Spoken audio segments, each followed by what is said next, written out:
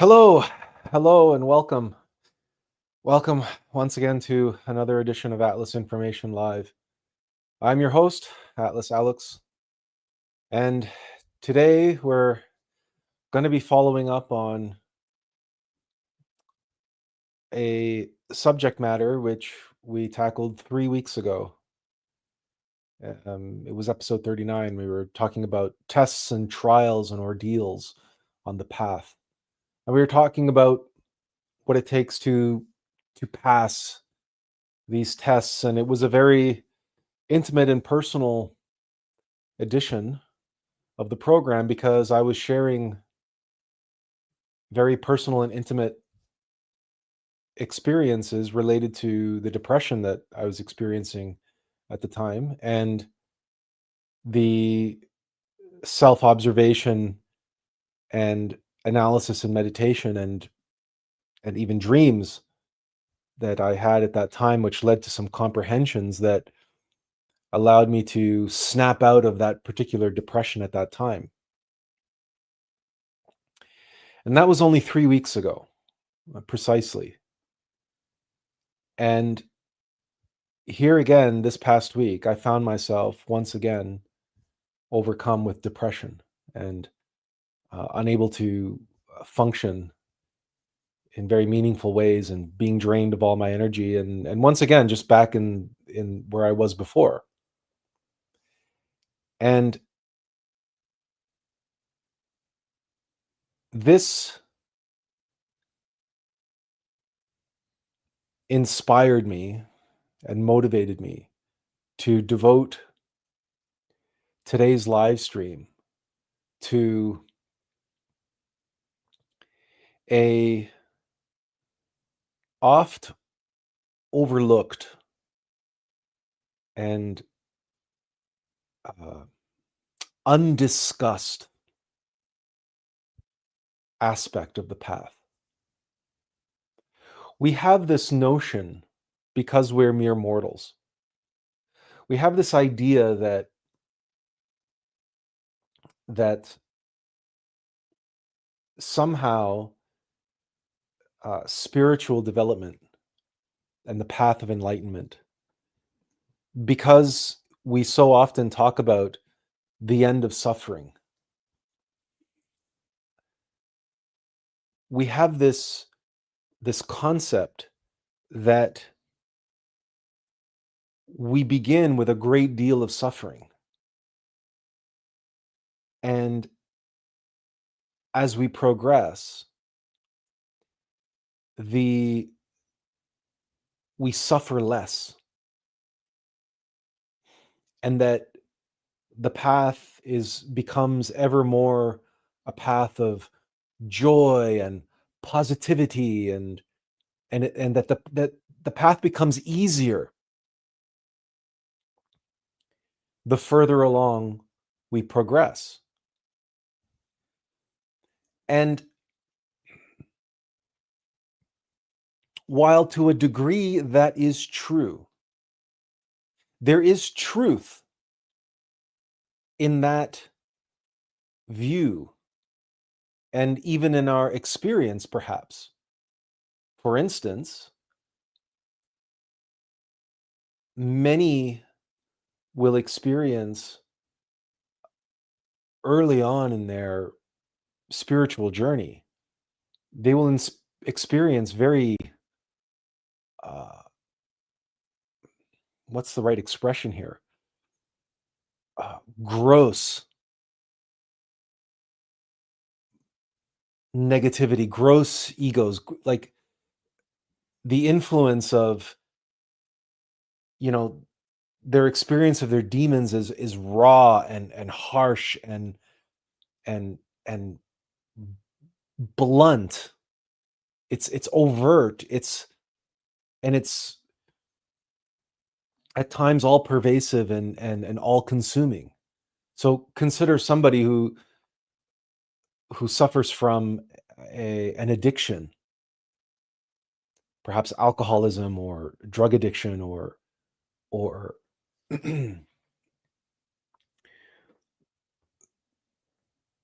it might be all consuming and all pervasive in their life, that they experience such self-loathing, such self-hatred, that they're medicating themselves with whatever they're choosing to medicate themselves with, even if that's not even a substance. It can be gambling, it can be video games, it can be sex, it can be shopping.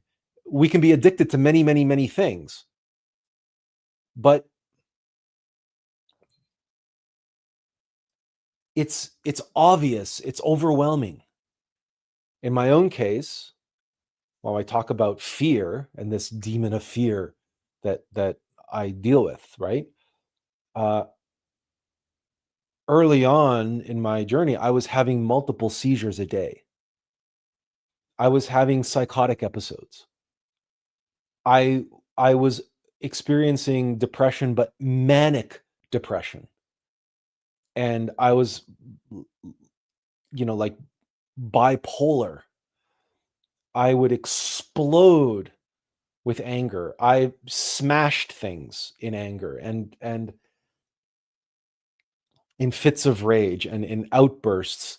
And I also found myself completely paralyzed by fear in in moments like even encountering a millipede in the bathtub or something. And I would just, because if you've ever seen a millipede, you know that they're very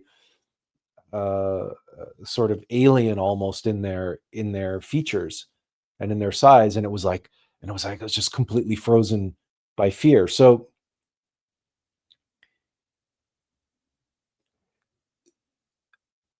when we begin, the adversary that we face, which we might say are the dominant expression of egos in our lives, those which most influence our behavior in a negative way and are most responsible for our suffering, they are rather prominent in our lives to the point of possibly even being dominant in our lives when we begin. We might have defects and vices and habits and obsessions that are very obvious, but they're blunt. They're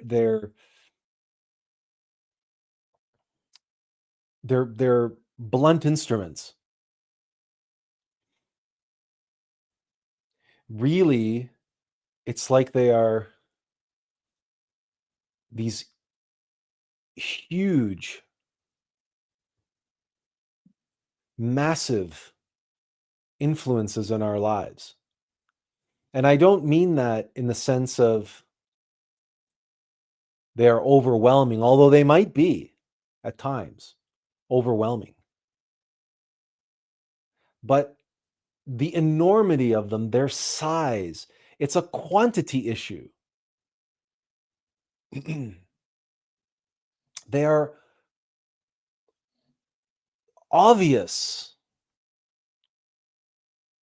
if that's the right way to describe it. As we begin self observation, and if we are honest with ourselves, without, and there is a tendency, of course, as we begin earnestly as initiates on the spiritual path, there is a tendency to want to beat ourselves up. And that's a rather clever trick of the ego as well. That our defects and vices are rather obvious. They're easily known and knowable to us because they are uh, basic, obvious. I'm trying to express it in a way without belittling them, obviously, but at the same time, not turning them into something grandiose.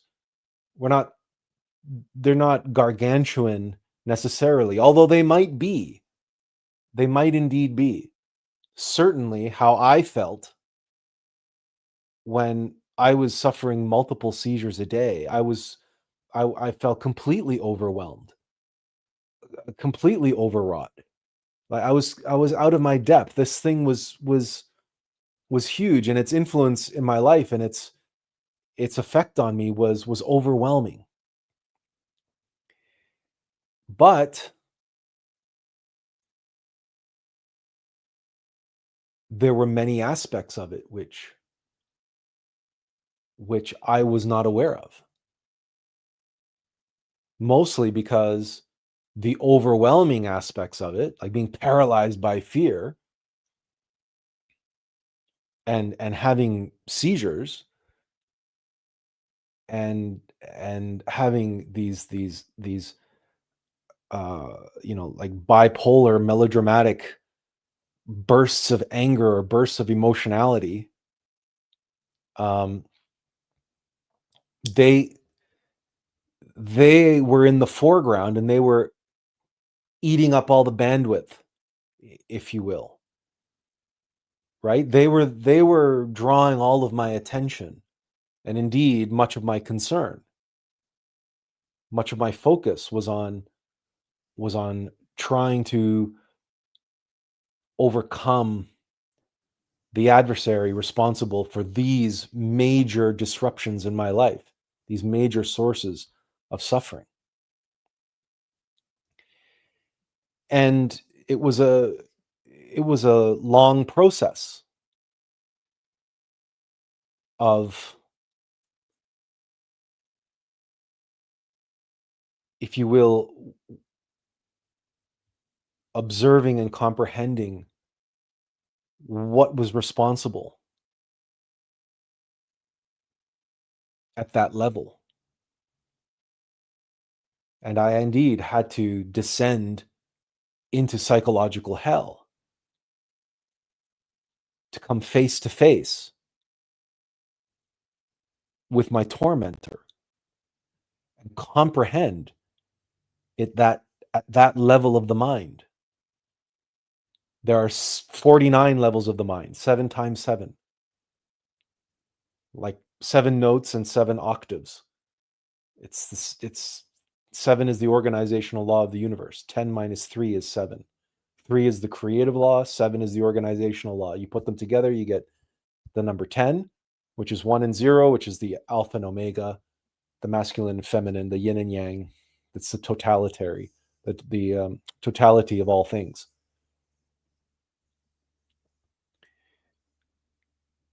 But as you all know, as I've described many times, it wasn't enough to simply comprehend the adversary and how it was causing those behaviors and habits, those obvious ones, those enormous ones, the ones that were in my face, so to speak, the ones that I could not ignore, and the ones I could not pretend didn't exist, although I lived many, many, many years ignorant of them. I just thought that's just who I was, part of my personality, and the people around me just assumed that was part of my personality, that I was a mercurial, passionate, emotional, young, foolish man, and that's just the way I was. But of course, that wasn't just the way I was. That was my adversary possessing me and causing me to behave in those ways. And the more I became conscious of that fact, the more I was able to comprehend the adversary, in this case, fear, and the need to control and dominate in each of these levels.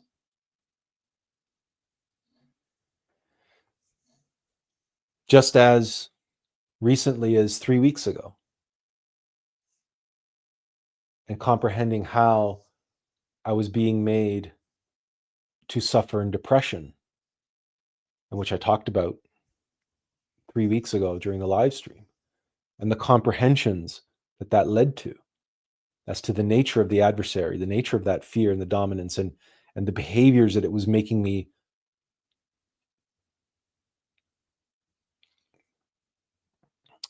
undertake in order to, quote, cope with the depression. How it was getting me to essentially self-medicate, if that's the right expression. But that the coping mechanisms were, in fact, veiled indulgences of dominance and control itself.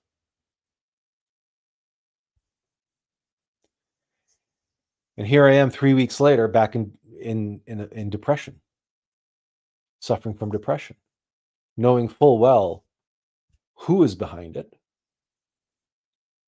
but now needing once again to observe and contemplate and meditate, to comprehend at another level, at a deeper level, at a level that is even more subtle and clever than the last. But the fact that only 3 weeks separate the two is another indication of the level at which I am now having to face the adversary. And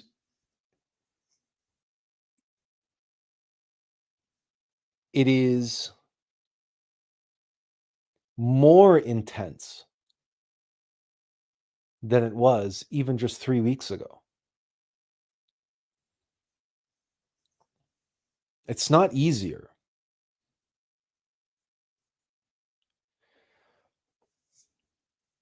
And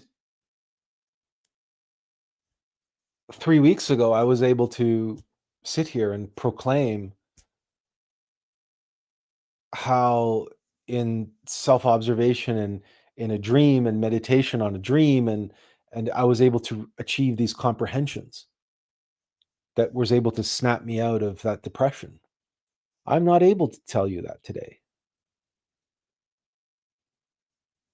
And I don't know how long I'm going to be, uh, suffering in this bout of depression. I don't know how long it's going to take for me to comprehend, for me to see and learn that which I need to at this level of um,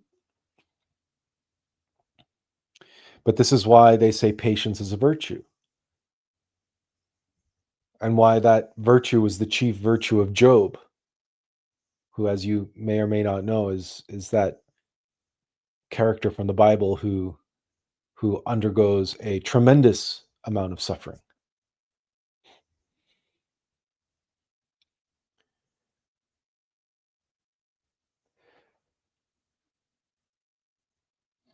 But the question that arises is why? Why should it be more intense? Why should it be more difficult the further along we progress on the path? And how can I say that it's not easier when I began, I would suffer so much from anger and fear and being paralyzed by fear and multiple seizures a day, and how disruptive all that was to my life, and right? So clearly, if I don't suffer from that anymore, well, that certainly has lifted a burden from my shoulders, hasn't it? And here it's important to visualize, if we can, the spiral that I often talk about when I talk about the AUM of Life. And I've drawn it a million times, and it's sort of in the background here. And generally speaking, I use that symbol, that analogy, to indicate how in order to reach the next higher level, we must first descend to the next lower, and so on and so on.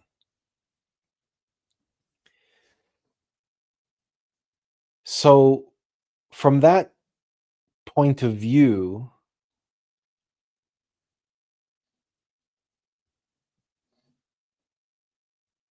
from a point of view of an expanding spiral, that makes sense. That the higher you go into heaven, the deeper you have to descend into hell. That's Jacob's ladder. That's Dante's ladder. But if we, just for a moment, provisionally, reverse our perspective on that spiral pattern and look at it not from the perspective of heaven and hell and up and down, but we look at it from above, and we look at it from the perimeter to the center. Surely all of us have at one point witnessed water going down a drain, or indeed flushing a toilet and the water flowing down into the center of the toilet. Or most recently, if you took the time to view Hurricane Melissa, which tragically struck Jamaica with a Category 5 force hurricane and near tornado-like wind speeds, and storm surges and torrential rainfall and flooding. But when we observe that hurricane from space, with the satellite imagery, we see how around the perimeter, the storm is enormous, but that the fastest wind speeds and the most intense energy is near the eye of the storm. Now, of course, when it comes to hurricanes, just as when you're observing the drain, the eye of the vortex, there's actually a space in there in which we call it the calm in the eye of the storm. But the intensity, the speed, and the pressure of the water, in the case of vortex going down a drain, or the atmosphere in the case of a hurricane, or the wind in the case of a tornado, the velocity and pressure and intensity is most powerful right on the edge of the eye. So in other words, at its center, at its focal point.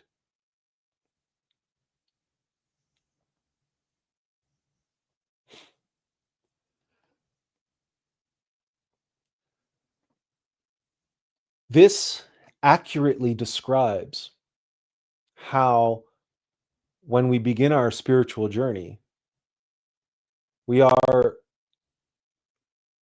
if you will, on the edge of the storm.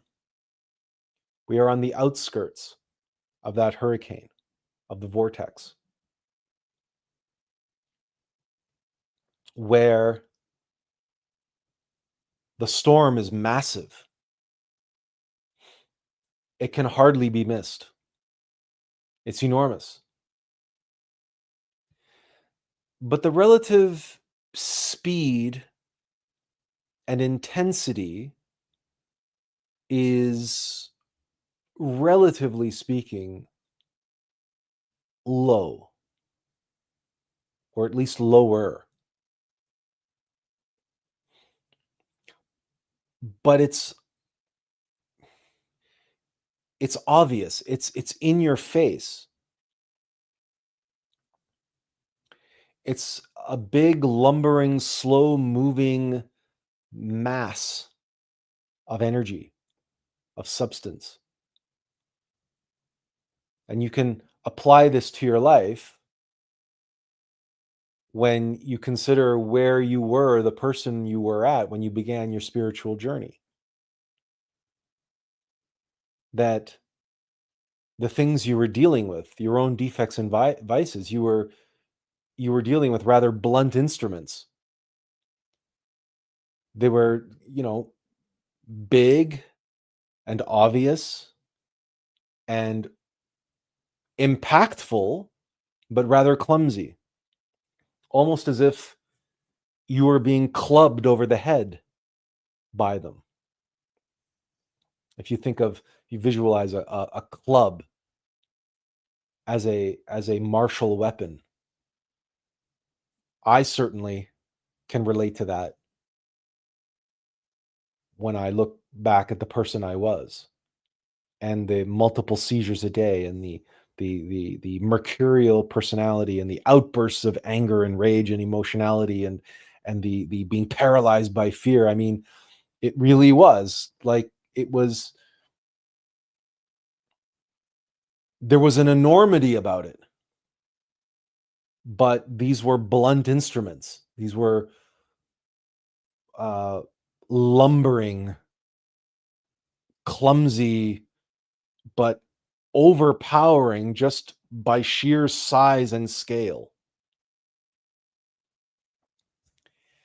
And actually, that's one of these hurricanes, when it passes over a region. Sure, the most powerful winds may be closer to the heart, to the eye of the storm, but a lot of the damage that gets created is this sheer volume of rain that falls, or the relentless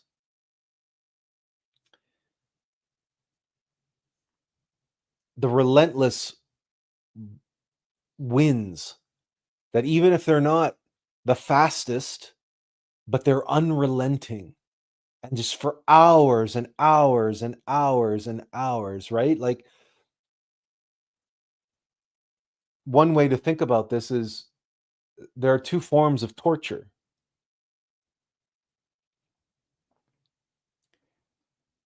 And one form of torture, obviously, is the acute and sudden and extreme application of pain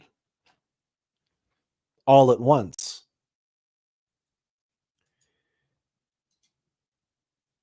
But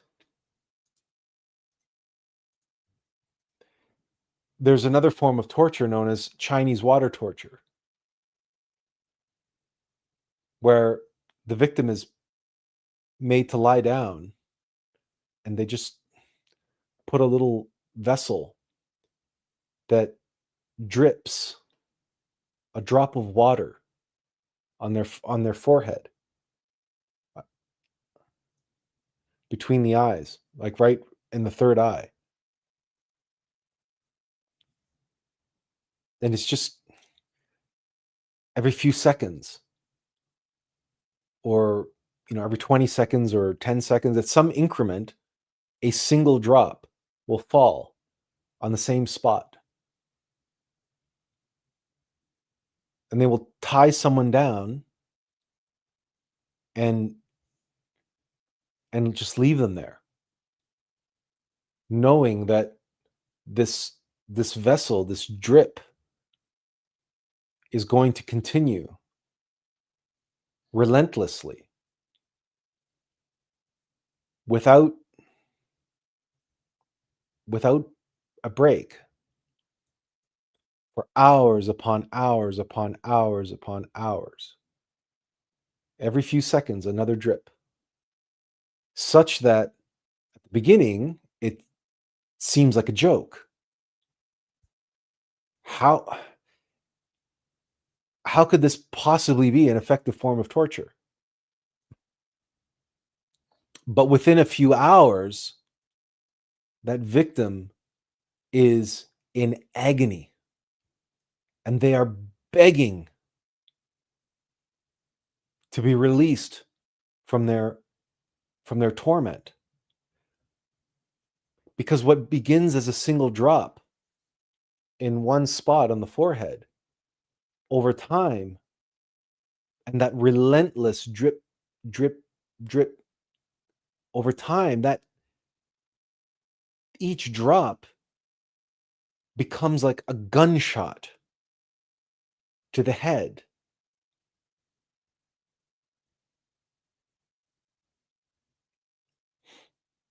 And we know by looking at geology, we know that water has this power in nature. It has the power to carve out canyons. It has the power to wear down mountains. It's simply a question of time. And so the impact on the outer rim,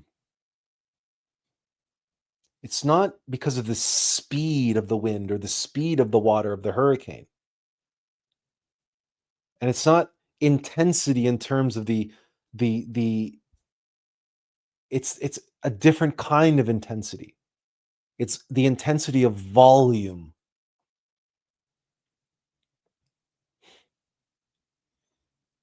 The relentless churning and motion in our lives that is at times so overwhelming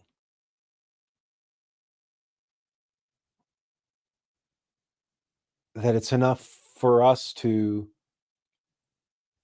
break down and seek guidance from within, to seek a higher power, to seek a resolution to this massive movement of suffering in our lives that is unrelenting, and we alone can do nothing to stop it.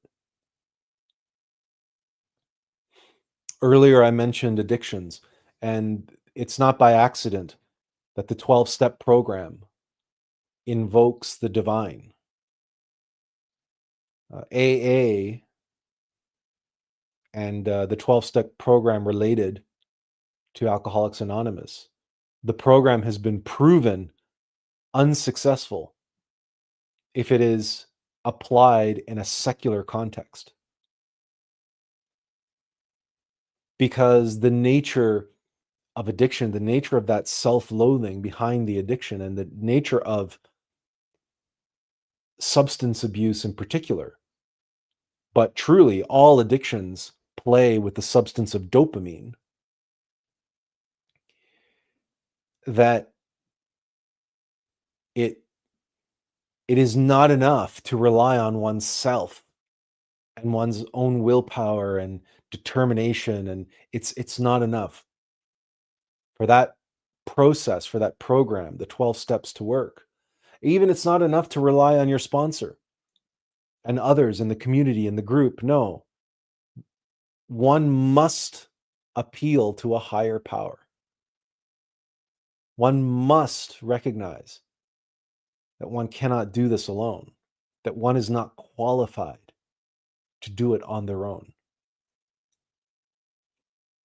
And it's in that appeal to the higher self, the individuated essence of God within, and our individual divine mother, that we can break out of the cyclical nature of being stuck and being pounded by the relentless waves and the relentless rains and winds of the outer rim of that hurricane. But in truth, that hurricane is far reaching, right? The ripples and the waves of that hurricane spans oceans and continents. So to break out of the storm of that outer rim of that slow moving, relentless, gargantuan storm, to rely on that higher self, that inner self, means to surrender, it means to move toward it. That means to move toward the eye of the storm.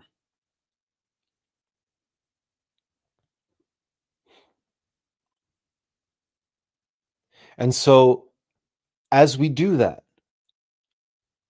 and if we think in terms of layers, like layers of an onion, we can escape one band of the storm, a band that we can say is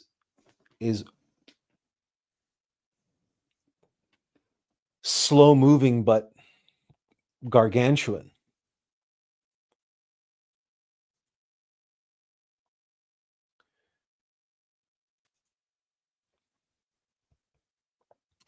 Let's see if we can do this. So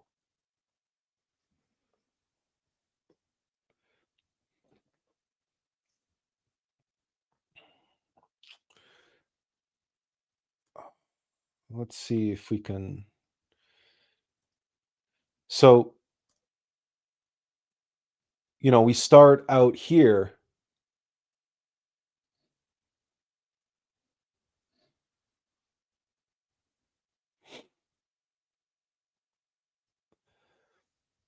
and we move in towards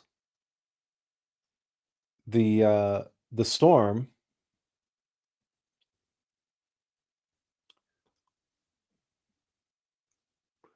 We can say we move to the next band.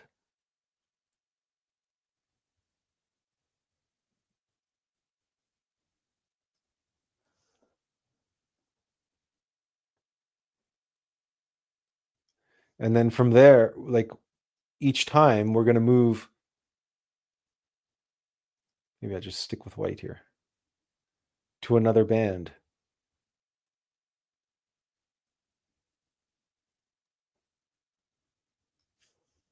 And so on and so forth. And what we seek is the eye of the storm.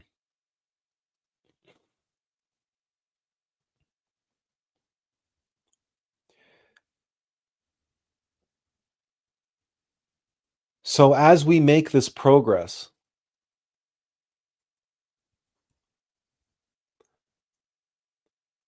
from without to what we seek within,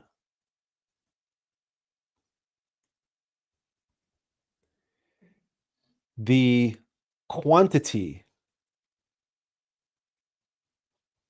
or the mass, the volume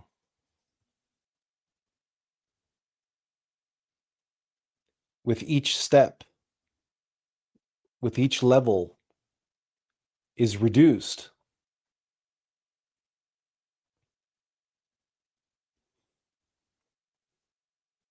But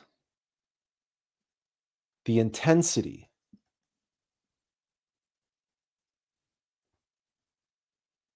the concentration, and the speed they increase.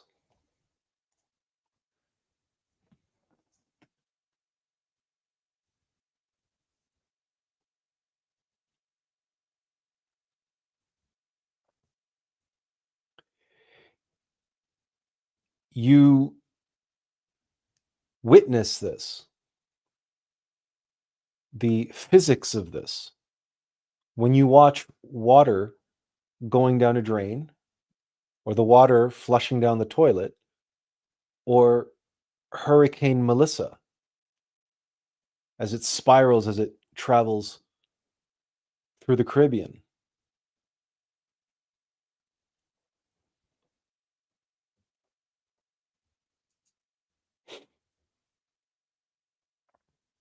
And you experience this as you continually face the same defects and vices on all the different levels of the mind. And the nearer you get to yourself, the nearer you get to the eye of the storm, to the center of your mind, to the center of your being, to the eye of the storm, that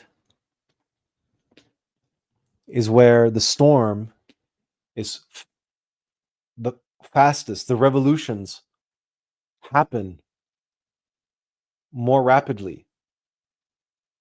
And the intensity of the storm is the greatest, and the speed of the water as it's circling the drain is the fastest.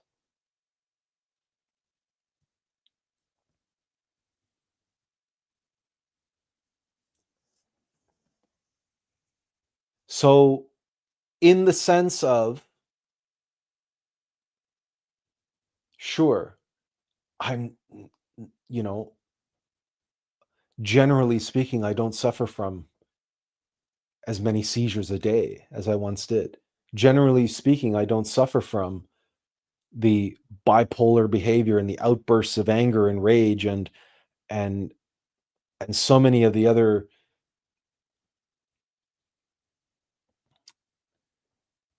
defects, vices, habits, and behaviors that I suffered from when I embarked on this journey.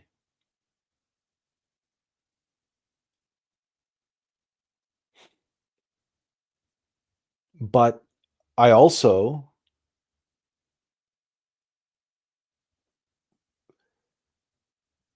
if I went through a bout of depression, it used to take months before I experienced another. Now, it's a matter of weeks.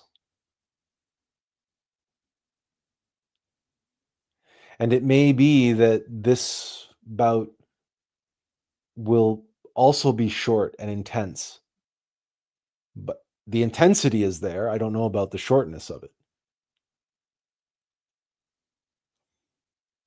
And how in the past, maybe we faced various tests and trials that were separated by months or even years.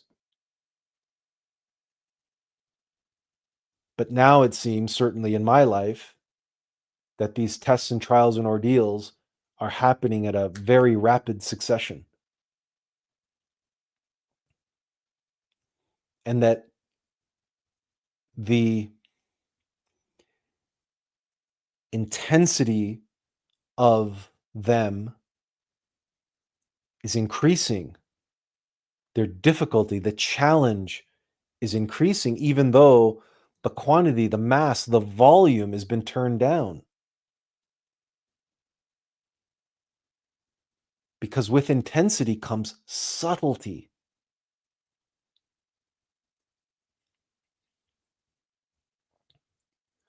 Right?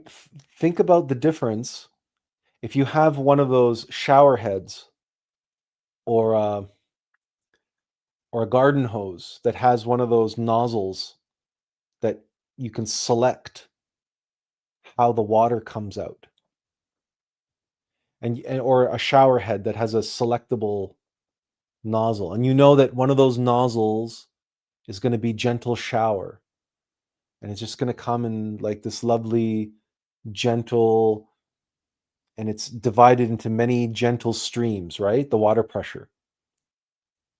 But then invariably, there's going to be a setting on that shower head or on that garden hose, right? For it's going to be a setting called stream or something to that effect, where the full force of the water pressure is coming out of a single jet.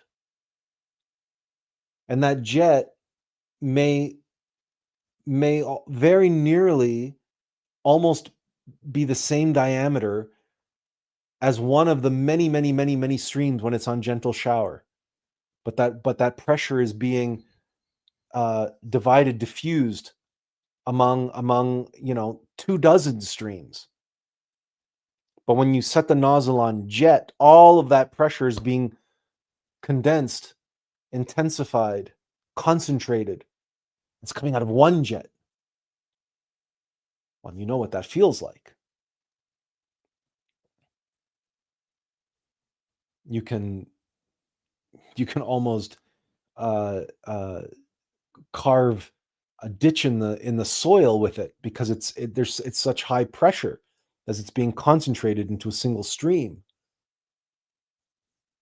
But that stream it's narrow, it's taking up less space. It's less easy to spot in that sense. But what you feel, what you experience, is that concentrated, intense,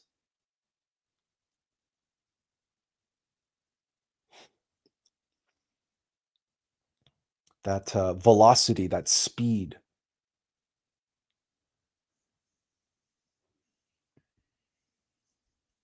So it's a very different type of test. And it is these tests and these trials, which require greater focus, greater attention, the capacity to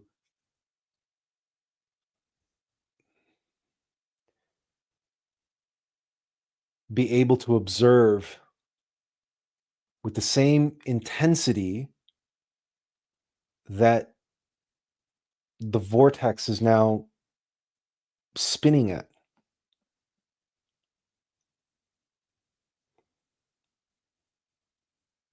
And the capacity to do so is developed out here on the previous levels, where the volume was greater, but the speed and intensity was slower. And that volume made for a more forgiving outlook. If you can use your imagination for a moment and imagine surfing a vortex that's going down a drain, and that on the outer rims of that vortex, you have this wide field to be able to surf. And the water is slower, and the waves are enormous, but they're, in that sense, they're more forgiving. You have more leeway to maneuver. You have a broader horizon. But with each level, with each layer, as you move closer and closer to the eye of the storm, the speed increases, the intensity increases, and your field narrows. You have less leeway. You have to be more focused and more concentrated.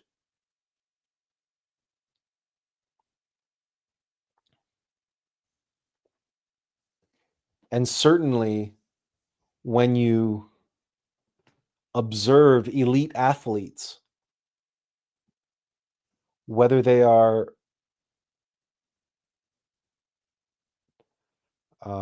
skiers or perhaps even race car drivers or any of these extreme sports, these individuals who are functioning and operating at the very, very apex of their sport, they talk about the ragged edge or the razor's edge, where the margin of error is so minute because they're pushing things to such a limit that if they lose focus or concentration for even a split second, they will they will lose it. They will crash, or they will, they will whatever, because they're operating on the razor's edge.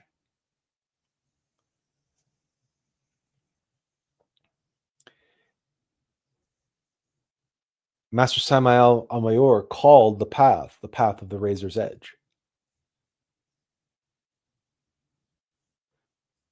In the Bible, it is said to be the difficult path through the narrow gate. The path is easy and the gate is wide into hell. If you can imagine, right, people having a good old jolly time on their inner tubes, right, in a water park, floating down the easy path through the wide gate. But then imagine also a kind of a water slide situation where you're a water skiing down that water slide. Just imagine trying to be on skis on that water slide. And imagine a water slide that had no walls to hold you in.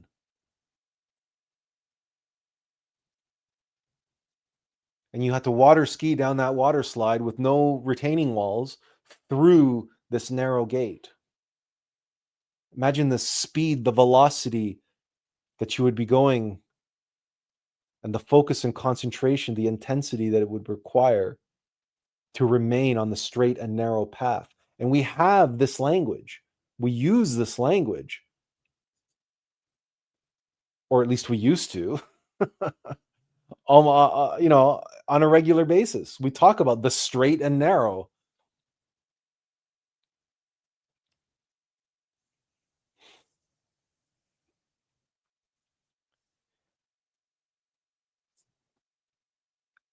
All of this is well and good, talking about the spiral and the Alm of Life, and how the water intensifies as it moves toward the drain. But if that particular imagery doesn't work for you, then let's reverse it. Let's imagine ourselves climbing a mountain. We can say it's Mount Everest. And we know that many people nowadays climb Mount Everest every year, and that there are several base camps moving up the mountain. And of the people who attempt to climb Mount Everest, the vast majority of them get as far as the first base camp.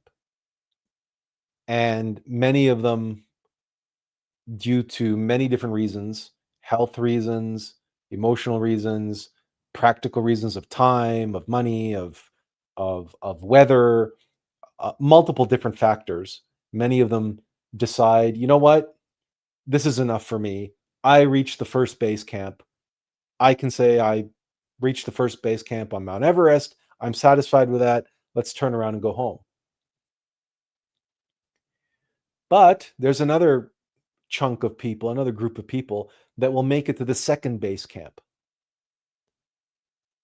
And of those, there will be some who will say, you know what, I can't, my heart doesn't take it, or my legs have given out, or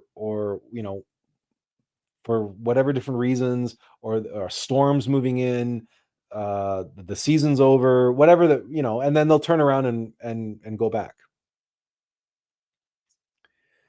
So an even smaller percentage will reach the third base camp, and so on. The reality is that the final base camp before the summit, with each progression to the next base camp, the climb gets progressively more difficult.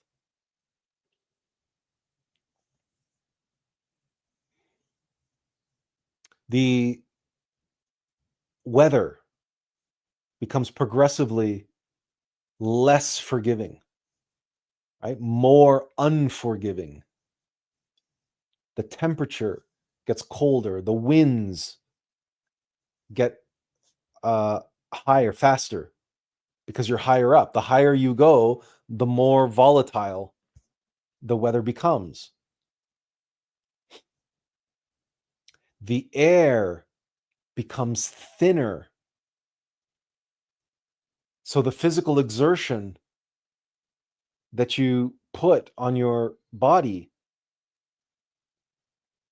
is compounded by the fact that you have less oxygen to work with, and so you have a greater buildup of carbon dioxide and other gases in your body as you're trying to your body's desperately trying to um, metabolize, but it can't, because it's because it you can actually experience altitude sickness.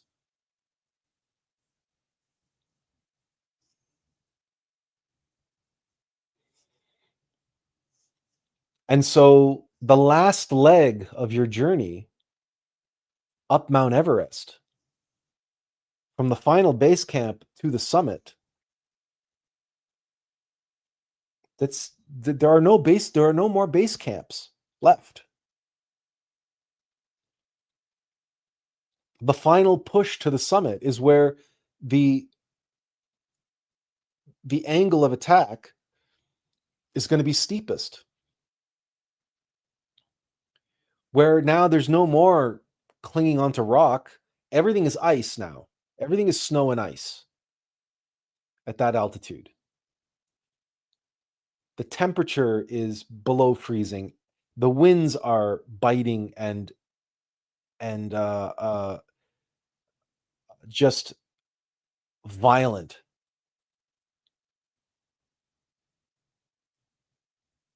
And the options for ascending, are narrower and narrower and narrower, because let's face it, as you approach the summit of the mountain, as you approach the peak, you have less and less and less mountain to work with.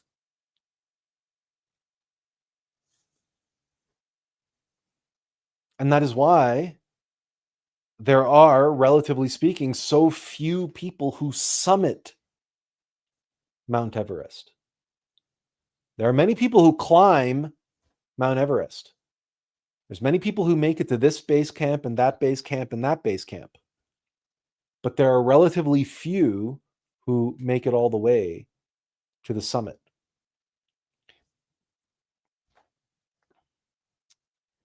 Look, nowadays there's a lot more people who climb Mount Everest and make it all the way to the summit than ever before, but that's because they turned it into like a tourist destination, and so they turned it into an industry, a cottage industry. So it's much easier to make it to the summit than it was before. But I remember when I was a kid, getting to the top of Mount Everest was still something. It was still quite an accomplishment. And even today, even if it is a tourist trap, and even if thousands of people summit Everest every year, it is still just a fraction of the tens of thousands or hundreds of thousands who make it as far as the first or second base camp. Because there are many people who turn away, who never make it to the top. Because of the intensity, because of everything as I describe. And this is true mathematically in what's known as the Pareto distribution. Statistically, mathematically, this is true in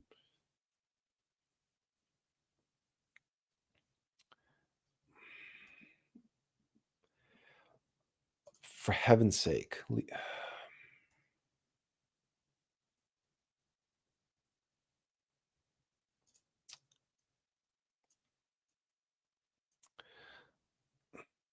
So statistically, we have this thing called the Pareto distribution, otherwise known as, you might know it better as the bell curve, where we can call this middle line 50%. That's the average, or that's the mean. And then you have, these are the so-called tails. And this is the so-called 1% at the top and 1% at the bottom. And then, so 98%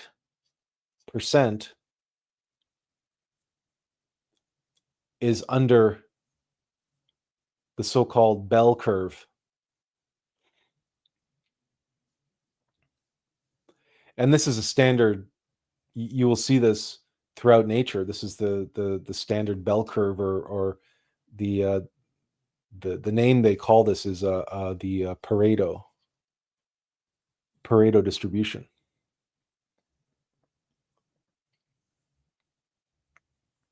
But this is so because of the nature of what's here in the so-called tails and the amount of effort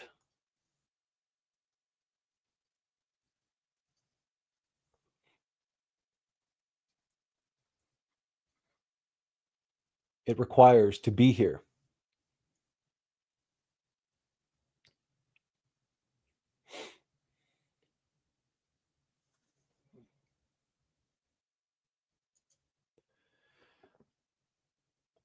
So when we're talking about the path, and incidentally,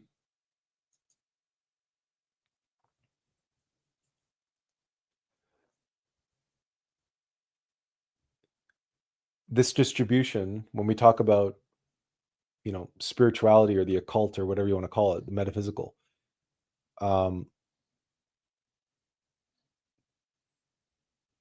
we can talk about those who are members of the White Lodge,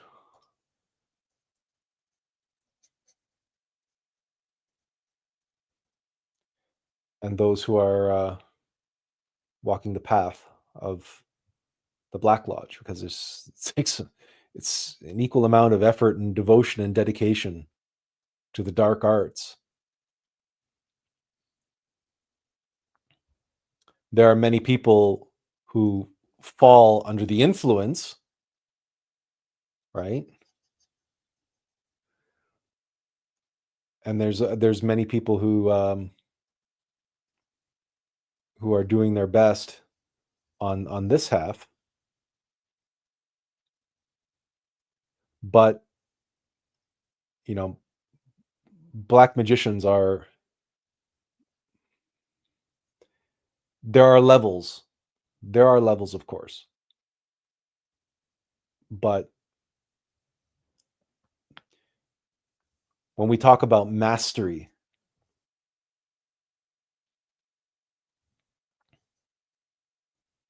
when you talk about those who are masters of magic, of the occult arts, there's white magic and there's black magic. And to achieve mastery of either,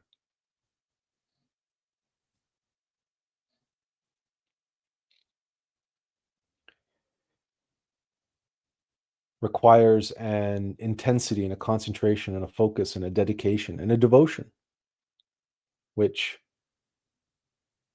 um, just like any achievement, it requires the full devotion of oneself. And, I did a live stream on devotion not too long ago.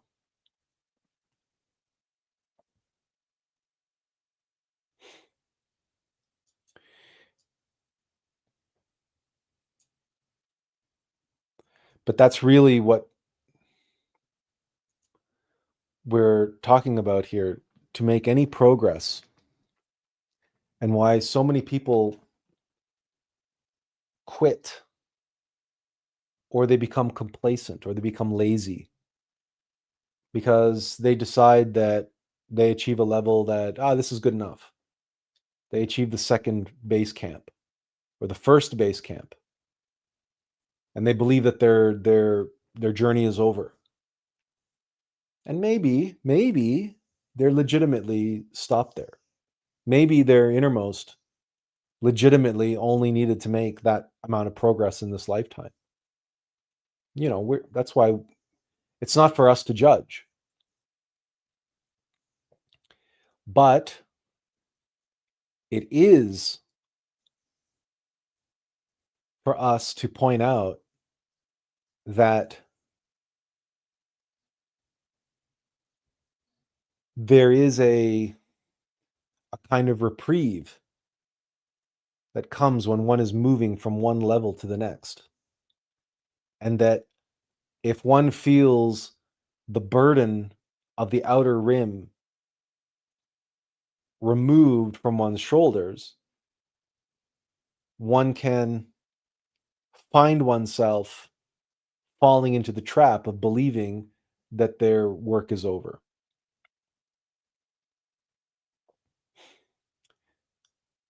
Because they've overcome whatever it is we're trying to overcome.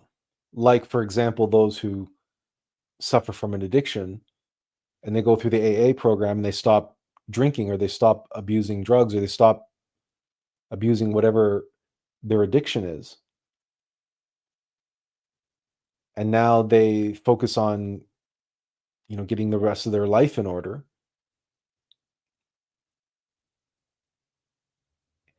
And despite the fact that they appealed to a divine power to help them overcome their addiction, many alcoholics will tell you that they cannot have a drink the rest of their life. Why? Because they'll fall back. They'll so-called fall off the wagon. What does that tell you about the progress that they have made?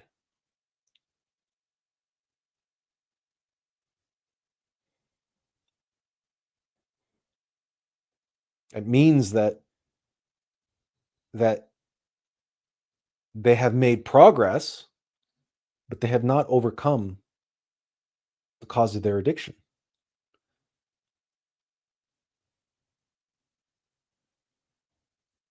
That the path continues. There are more levels.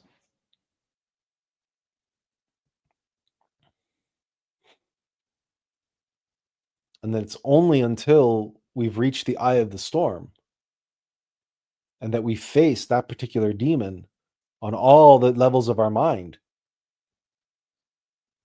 that we can say we've conquered it.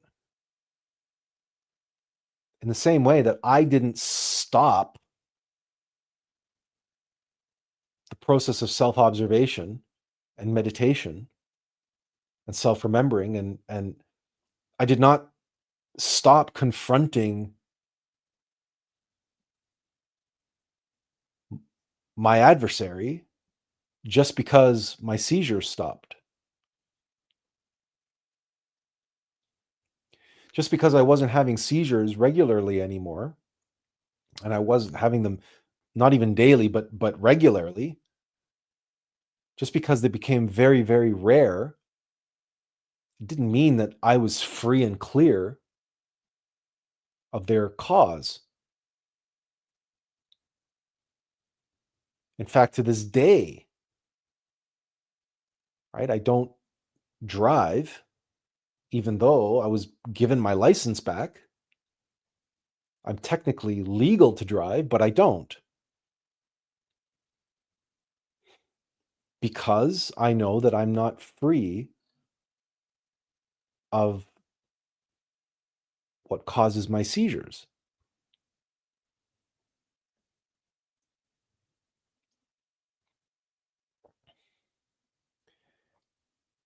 Just as I know I'm not free from what causes my depression. Just because I had a comprehension 3 weeks ago and it snapped me out of that depression, now 3 weeks later, I in depression again. What does that tell me? It tells me that I'm not free from the causes of my depression.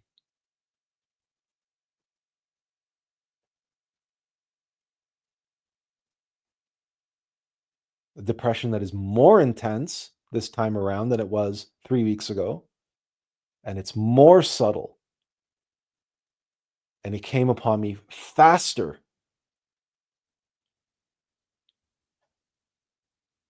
But this is the path, this is the journey. Right? So it doesn't get easier in the strictest sense, in the sense of comfort and security and having a laissez-faire attitude towards it, or it's not that way. And yet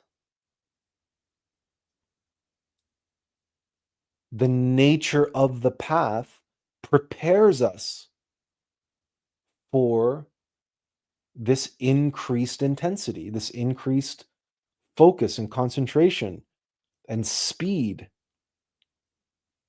the challenge, the difficulty level that intensifies the higher we get on the mountain, the closer we get to the summit. Why? Because we've taken the path of AUM to get there. And with each progressive level, with each progressive layer, if we've been observing ourselves and diligently, consciously performing our practices, we are now become practiced. We are getting better at the AUM of life. We're improving this game that we are here to play.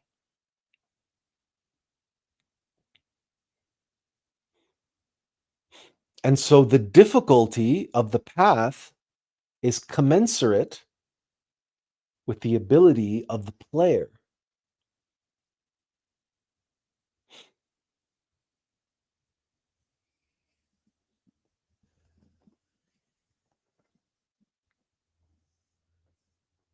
And we have an entire category of entertainment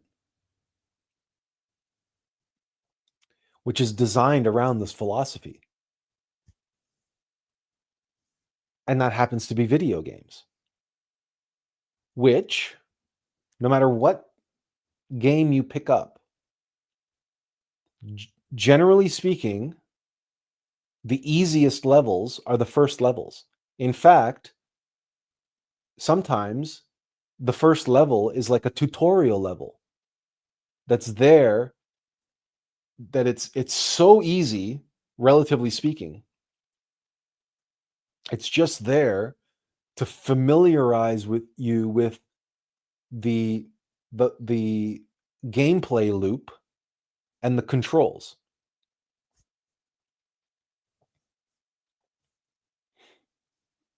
For most of us, that level or those levels,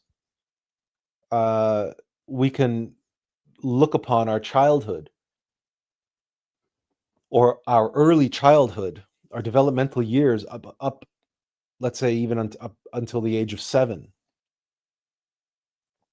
that first 7-year period of our life is kind of like that introductory level of the game. By the time we are 7 years old, our personality has completely developed. And so we now know the character, or at least all the elements of our character that we're going to be occupying for the remainder of this lifetime. All those elements are in place. The personality has been formed by the age of 7. And all of our egos have been reincorporated. All of our karma from past lives has been reincorporated. So those first 7 years of childhood is kind of like that introductory level where it's not too difficult by and large for most people. Although, nowadays with the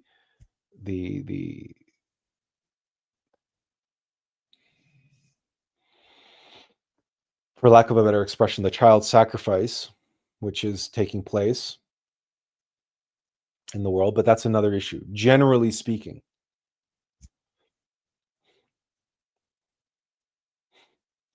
and for most of us, our lives become more challenging after that point and have become more challenging all the time ever since, so long as we haven't fallen into the trap of seeking comfort and security, which are not our they are not our friends and allies on the path, because it's precisely comfort and security that can get us trapped on one of these levels, on one of these layers of the onion, and we just keep going around and around and around in circles. And unfortunately, for some of us, we find a level that we are comfortable with. We call it our comfort zone, and we'll just remain stuck on that level.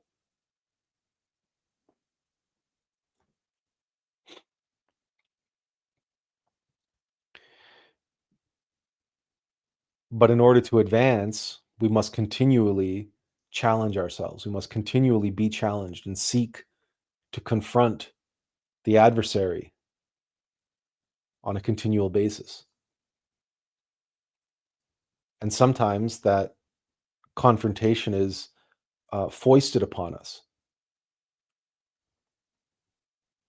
And we find ourselves attracting people or circumstances into our lives which trigger our egos, which cause the adversary to come into activity and to start exerting itself on ourselves. And that is a key indicator of the fact that, okay, we're now back in action, and we have to observe ourselves, and we have to seek to analyze and comprehend the nature of our defects and vices as they are being triggered now at this moment, at this new level of being, at this new level of the game. How is this level different than before? What's changed? And indeed, in the past 3 weeks for me, what's changed?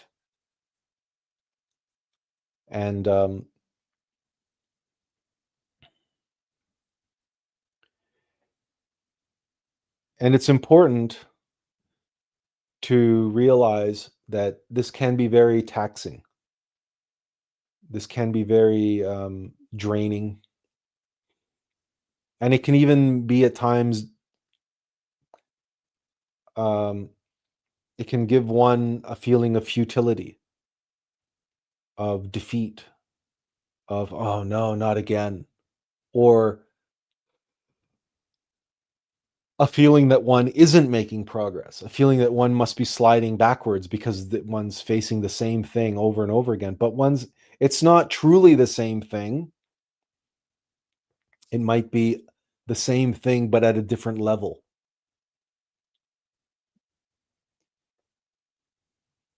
The point that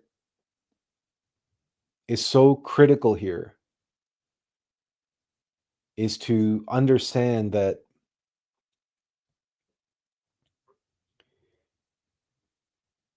egos are multifaceted, and the more all pervasive they are an aspect of our lives, of our psychology, the more we must comprehend them on each of the 49 levels of the mind, because they are not flat phenomenon in that sense. They are vertical, they are pervasive. This is why we call them our demons. This is why we say, what possessed me to do that? In order for something to possess us, it must have a ubiquitous presence in our psychology. It must have a presence and a foothold and a capacity to influence us on each of the 49 levels of the mind. And comprehending it on one level may weaken its ability to function and possess us on that level, but it will simply reorient itself and focus itself and its energies and its resources at a different level where it still has a foothold, where it still reigns supreme, where it still has its the majority of its influence is still intact, because we haven't met it on that level yet. We haven't faced it on that level yet. We couldn't, because we weren't ready. And this is why I like to use the analogy of Dungeons and Dragons or Diablo or video games that are role-playing games, that are fantasy role-playing games, in which you progress by descending deeper and deeper and deeper into the dungeon. And the further into the dungeon you get, the more powerful the bosses become.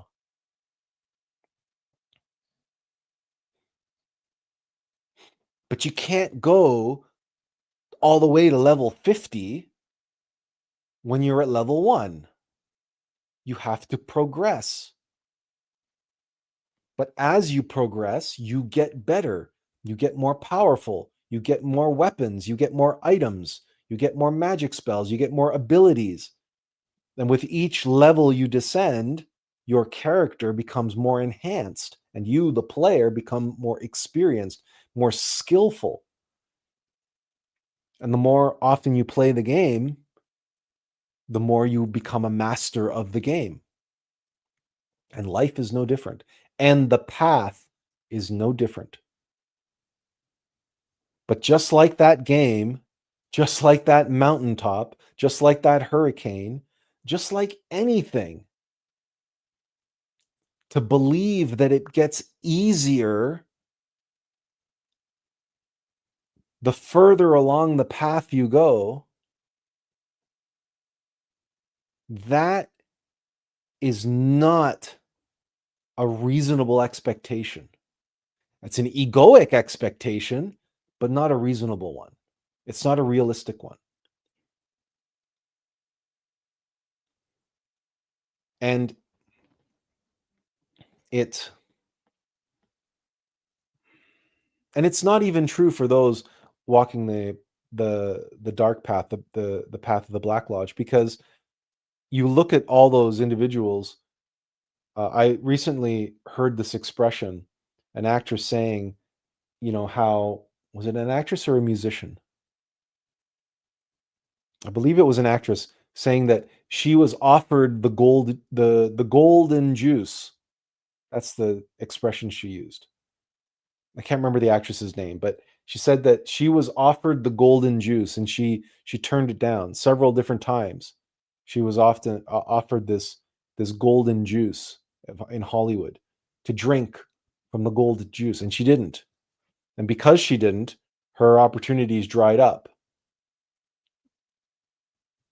and she was eventually ignored. but that she knew personally others who did drink of the golden juice, people like Britney Spears or so on, and they achieved superstardom. But then eventually they began running into all sorts of problems of drug abuse, substance abuse, um, uh, uh, relationship abuse, or rather abusive relationships, to use the more correct grammar, and even failed marriages, and um, and all the other problems that we know that that particular individual, Britney Spears, ran into over the course of her career. And now, where is she now? And it doesn't matter who you are and how depraved you are or how powerful you are, it's or how much in the lap of luxury you live, you cannot escape the suffering of your own mind. There's no amount of luxury in which you can flee that allows you to escape the psychological hell that is within you. And it's true for the elite as it is for anybody else. So rest assured that that's one of the reasons why they end up succumbing to such extremes, and such extremes in behavior in terms of attempts to indulge their appetites and their hungers, because they can achieve no satisfaction. And if you can imagine the intensification of elimination of ego, and how subtle and how intense, and the speed, the velocity at which all of that is happening to attempt to achieve the eye of the storm, the still point of selflessness. Just imagine the reverse, and the intensification, the concentration, and the velocity at which one must indulge one's desires and cravings for pleasures and degenerations in order to achieve the pinnacle on the dark side of selfishness, the epitome of selfishness. And imagine the total eradication of selflessness, the total eradication of the spirit of the soul, or total dominance of an entrapment within, total possession of the the soul, the being of all of one's consciousness bottled up inside these sources of desire. And the intensity, the concentration, the speed at which that has to happen in order to achieve mastery on the dark side. It's not easy. It's not easy. And either way, it's a path of suffering. Benjamin says, I've been through difficult and depressive times myself, and I use those moments to understand myself better and hold on to the belief that this too shall pass. I also remember the words of Jesus Christ, blessed are those who mourn, for they shall be comforted. I went through that season and in time found comfort. Sending you peace and love, brother. Oh, thanks for that, Benjamin. I'm hopefully today's live stream doesn't come across as self-serving or me being a victim or whatever, because I'm not fishing for sympathy. I just felt that this is an aspect of the path that you very, very rarely, if ever, hear anybody talk about. And the reason you don't hear people talk about it, the reason why gurus, new age gurus and whatnot, don't tell you the truth is because either A, they don't know it, or B, they do know it, but they know it doesn't sell.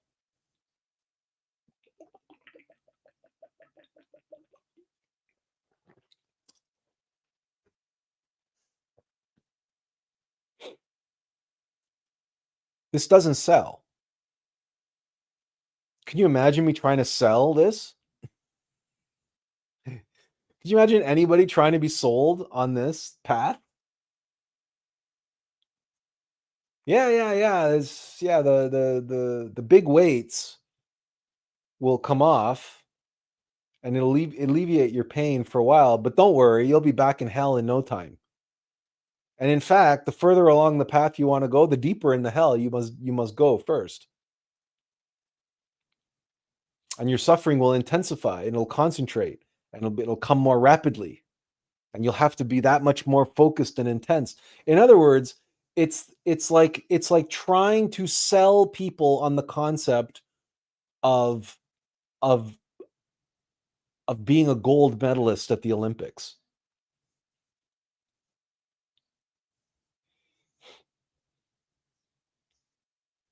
You can't sell anybody on that. That's not something that you,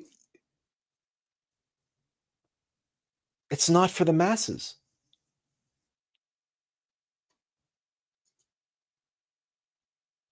Right? That's why it's so important to understand this, the Pareto institution, the Pareto distribution.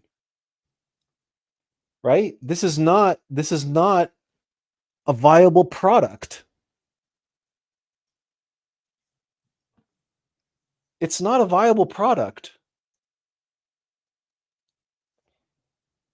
You can't, 1%, the tails. We're talking about, maybe, okay, I put 1% here. Maybe at best, we're talking about, 3%, right? And that I'm giving room for gold, silver, and bronze, right? So it's like the very, very, very top of the cream of the crop is the 1%, or the 1/10 of 1%. Okay, so these are the very, very, like, and then from there you have this this area under the curve. Okay, but this, you can't sell this, right? You can't make a viable career out of this. You can't make a viable business out of it in that sense. At least not dealing with people.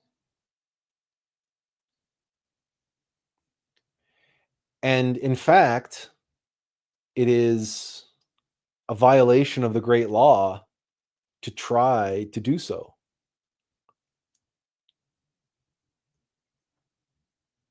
Now, there's how many people? 8 billion people on the planet. If the numbers are right, maybe it's 7 billion. Who knows? Anyway, so 1% of 7 billion, it's what's that? 7 million or 700 million? 70 million. 10, yeah, 70 million. So in fact, if you charged a penny per person, 70 million is $700,000. You could actually make a living charging a penny per person if you could actually reach 1% of the population. But so you can, be a beggar in the street teaching these, and if you reached 1% of the world's population, you would actually end up a wealthy person. But it's still against the great law of karma to charge money for the teachings, right? That's why there's no I even, stopped and gave up on my Patreon and all this kind of stuff. Um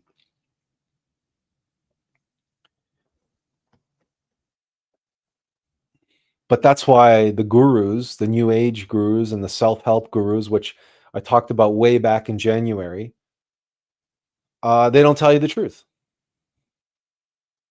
They tell you it gets easier because, especially those who are teaching black magic, manifesting your desires and getting everything you want. And the more powerful you are at that, and the better you get at that, and the more experienced and the more skillful you get at manifesting your desires, well, the more desires you'll be able to manifest. What they don't tell you is that it's never enough. What they don't tell you is that your appetite grows the more you accumulate. Your appetite grows commensurate to your indulgence of desire.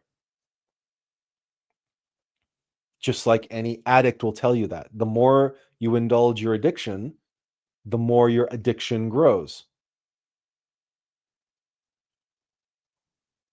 And so it becomes an Alexander wept, for there were no worlds left to conquer.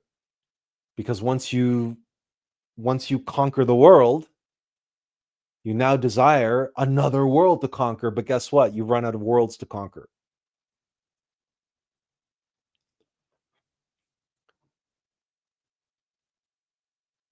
It's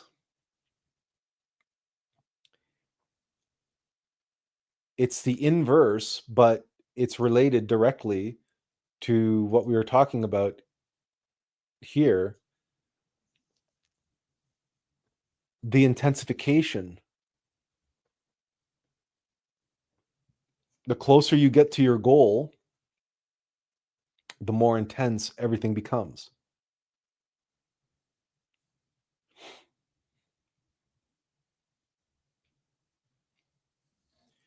And the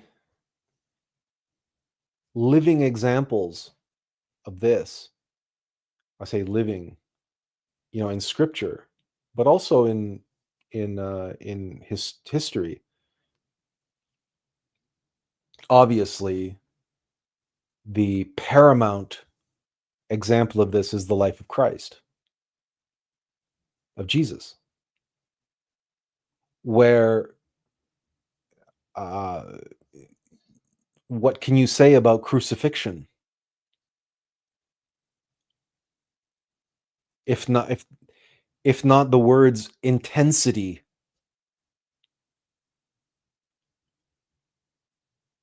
and challenge, and the ultimate challenge, the ultimate trial, the ultimate test, the ultimate ordeal?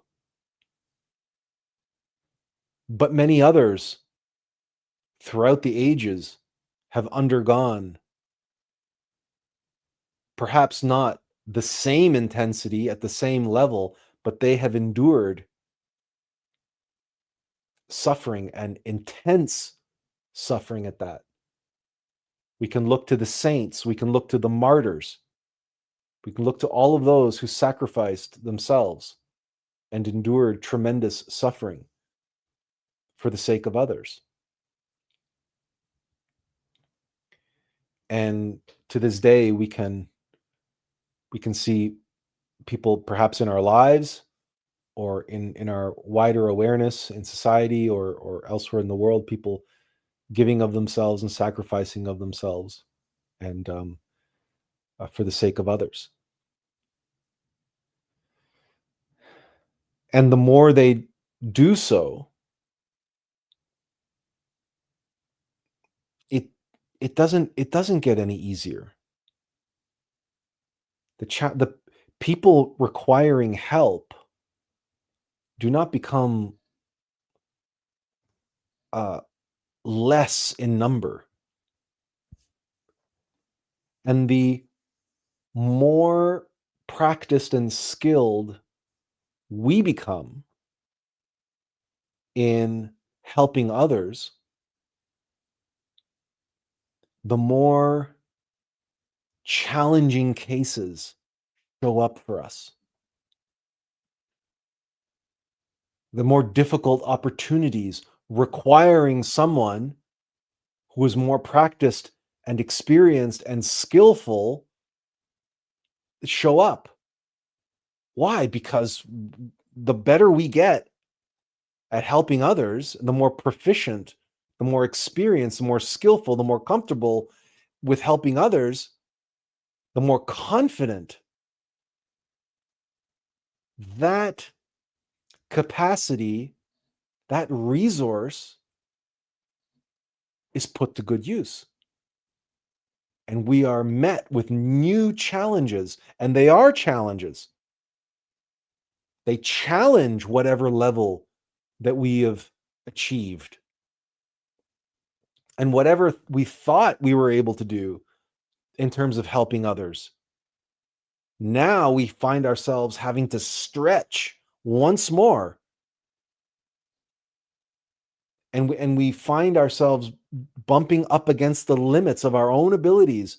And perhaps we find our confidence shaken, and we find self-doubt creeping in and questioning ourselves and wondering, am I up to this challenge? I've never faced anything like this before.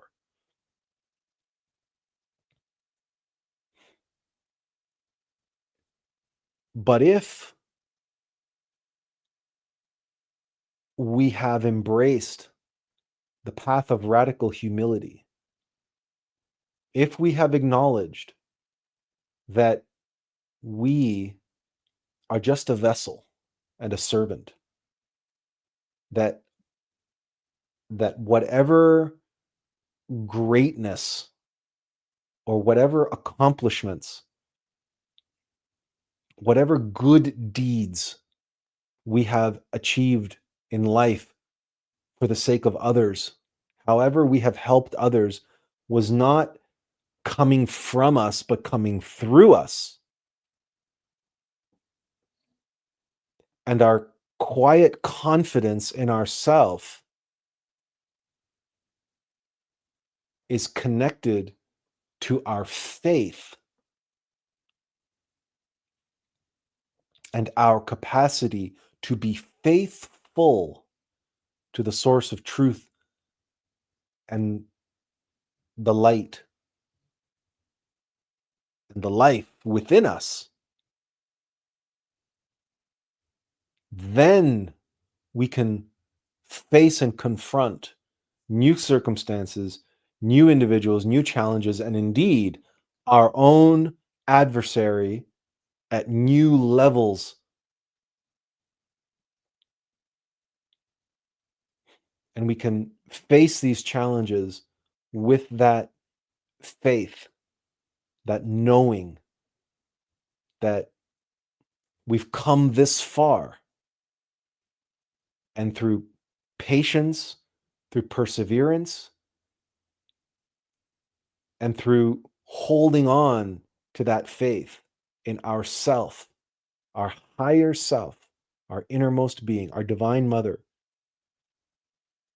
that, as Benjamin says, that this too shall pass, but not because it just passed us by, but because we transcended it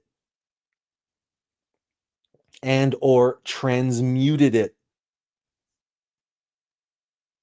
which I was talking about last week in relation to stuff that we extract from the circumstance, the knowledge, the wisdom, the experiential learning, the new way of doing things that we needed to develop and learn in order to transcend, in order to get over this obstacle. That we have now transmuted that obstacle from a hindrance into a stepping stone.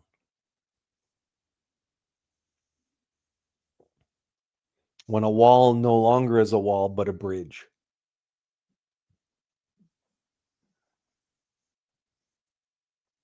A portal, a doorway into a vast new horizon.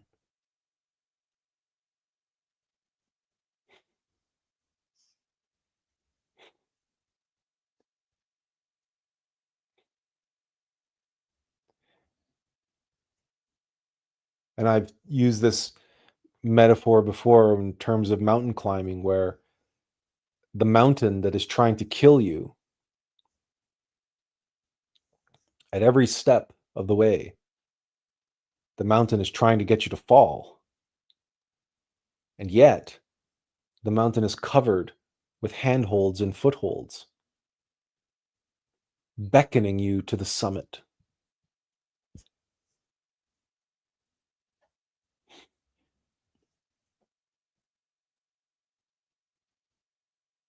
It doesn't mean that it's going to get any easier the closer we get to the top.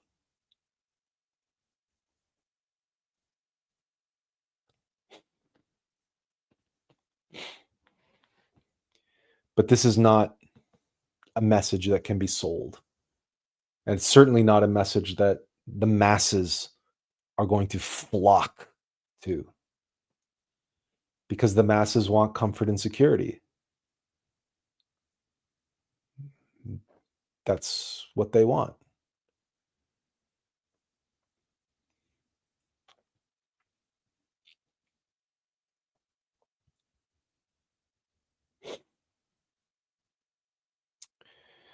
But there's another reason that things get more difficult. And I mentioned how the outer rim, the outer rings are more bold-faced. They're more obvious. They're slower and they're bigger, and right, they're in your face. But as you get as you peel back the layers of the onion, right, you get closer to the eye of the storm. The layers and the levels, everything's moving more so quickly and is more narrow and is faster.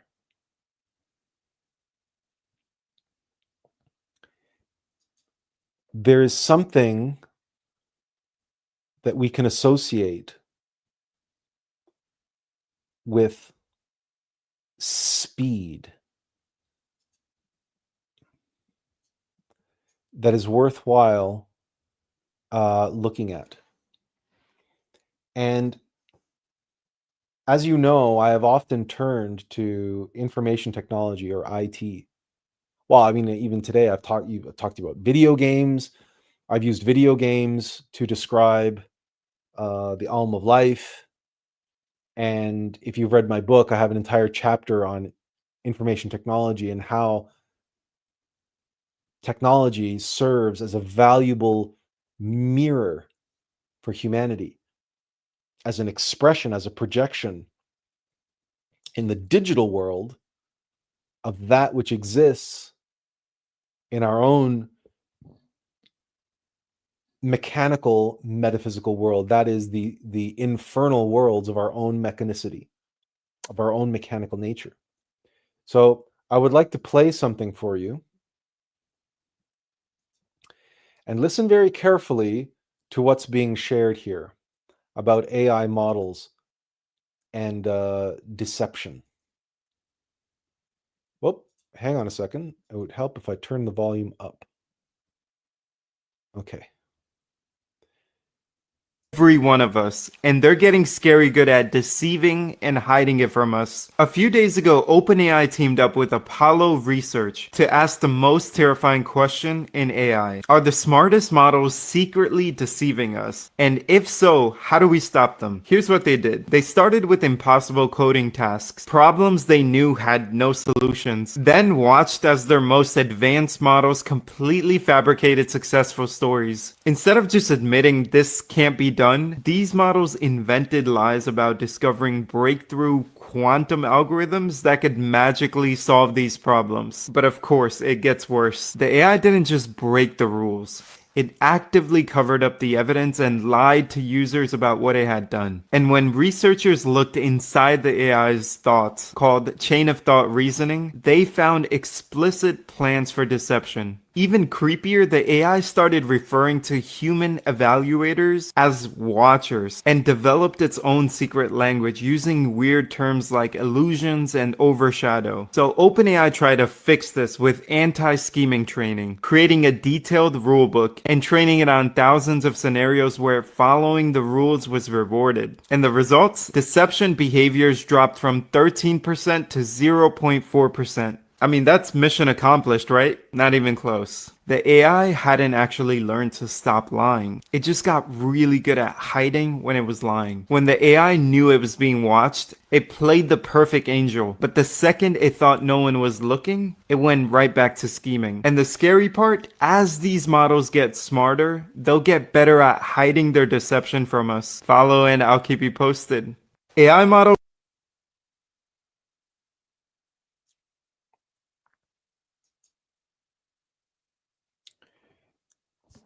Did you catch that? AI is becoming actively deceptive. And when they tried to update the algorithm by building in rewards for following the rules, AI figured out that when it was being watched, it would behave according to the rules and get its rewards. But when no one was looking, it went right back to its deceptive behavior.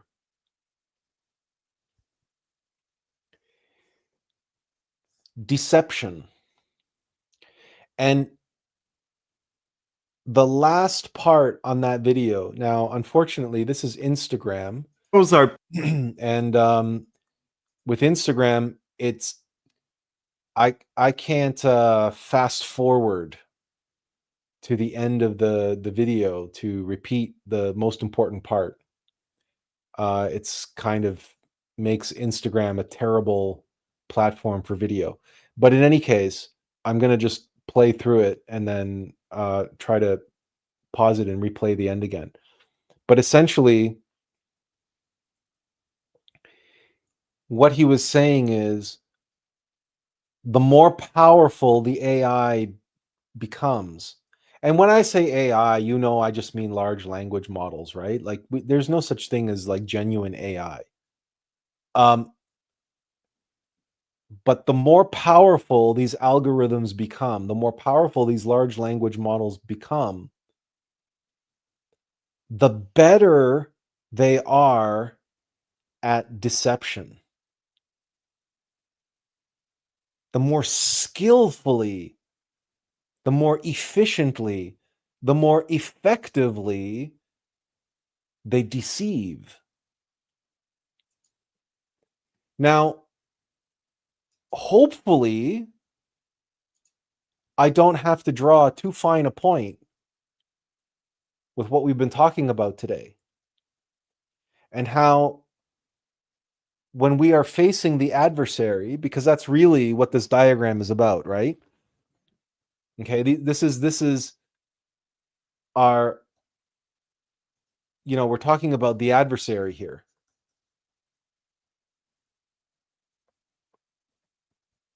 Meaning our egos, okay, our demons. And these are all the levels of the mind.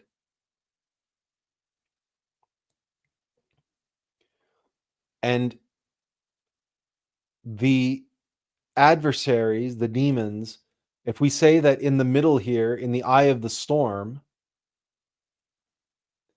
if I'm going to use the rune Otala in the middle there, because Otala this is the last rune in the Futhark, Otala, but it's if you put it on its side, right? It's the alpha and it's omega.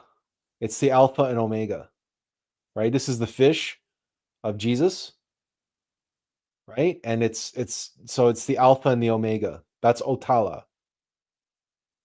It's also Atlas, but let's not get sidetracked here. It makes sense that the cage, the matrix, the obstacles closest to our being are the most powerful, the most subtle, the most skillful, the most clever, the most deceptive. And like con men have to be quick on their feet, quick thinking, right?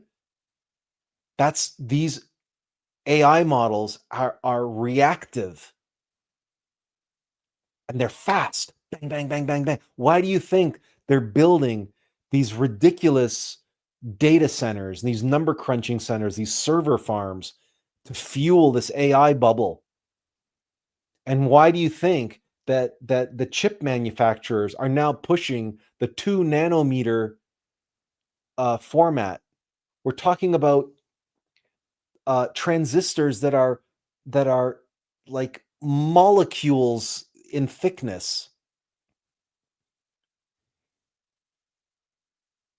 It's because speed is everything, right? And the intensification, fitting more and more and more and more transistors into a smaller and smaller and smaller space, right? That concentration, that intensification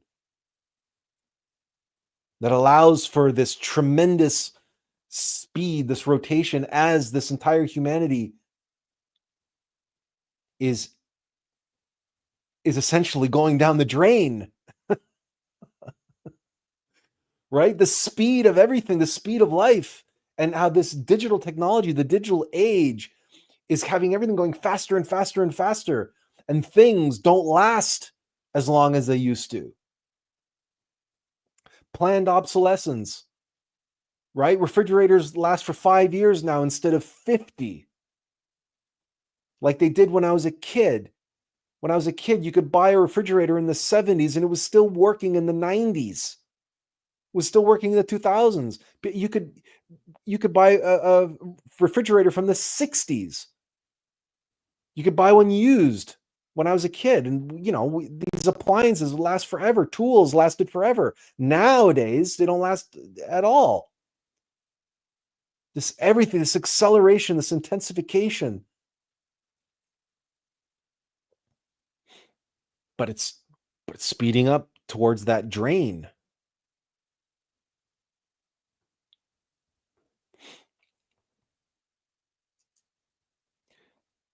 So there's a relationship here.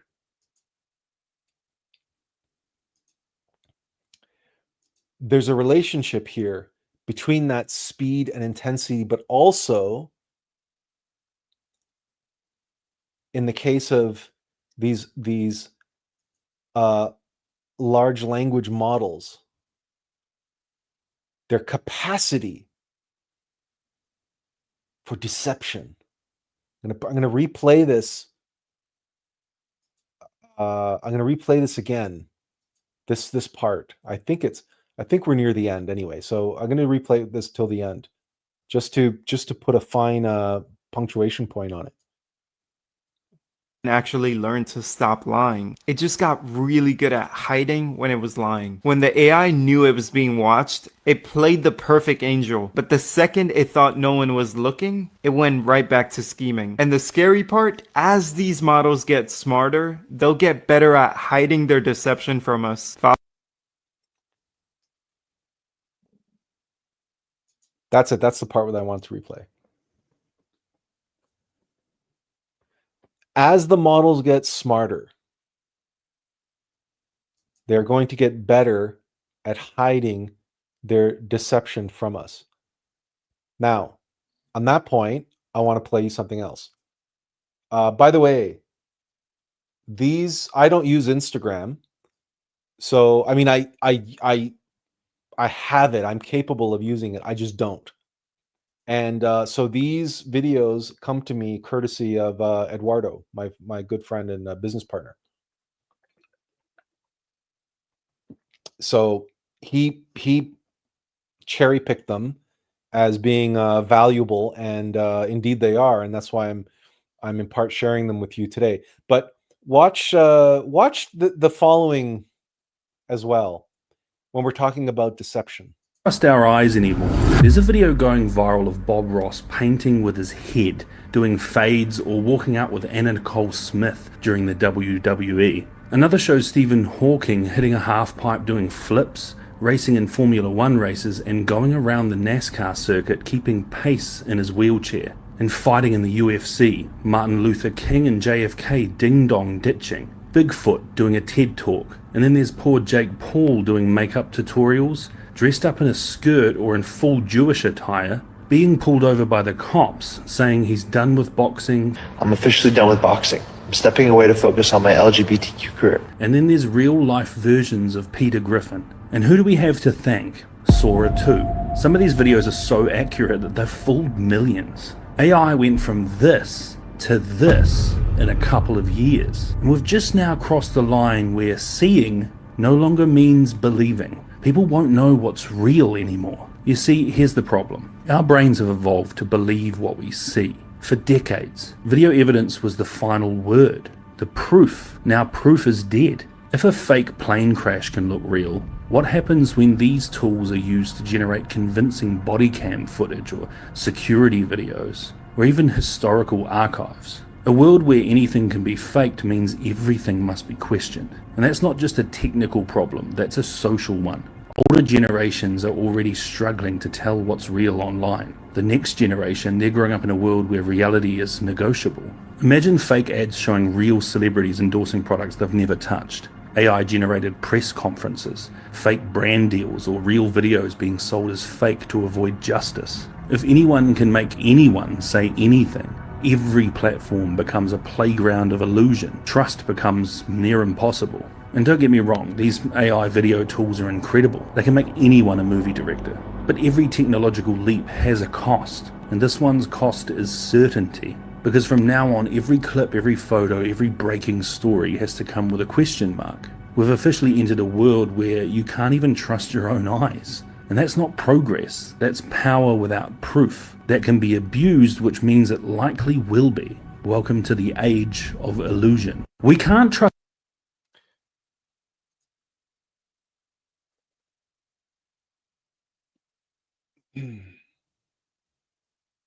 If any of you have read my book, you will know that I basically explain all of this. This is no surprise to me that AI has not delivered a cure for cancer. It has not solved the problems, the insurmountable problems of physics or quantum physics, the fourth dimension, or anti-gravity, or faster than light travel, or none of the things that humanity actually needs right now. AI hasn't delivered on any of that. Oh no, but it can put Stephen Hawking in a NASCAR race, and it can have Michael Jackson selling you products so convincingly. And you might think, well, why should large language models, why should AI be so good at bullshitting? And it does bullshit. It hallucinates. It makes shit up. And as we, in the previous video, it's deception. And it was even trying to hide its deception. Which means it sort of knew it was deceiving. It was hiding the fact it was deceiving. When it was being observed, it was deceiving. But when it wasn't, it was back to its old tricks. And Sora 2 is so convincing in the videos that it makes now. You almost can't differentiate it from reality. But it doesn't surprise me. It makes perfect sense. When was the last dream you had? Did you have any dreams lately? Okay. How real was your dream? Were you so convinced by your dream that you didn't realize you were dreaming? How is that possible? Because AI was modeled after the synapses in the brain and the way that the mechanical mind works. So why wouldn't AI be good at creating illusion? Why wouldn't AI be good at reconstructing our so-called reality into a false reality when, guess what? Our so-called reality that we put into media is a mechanical representation of sensory reality, but we judge media based on our reality, which is entirely mechanical in nature because we're asleep.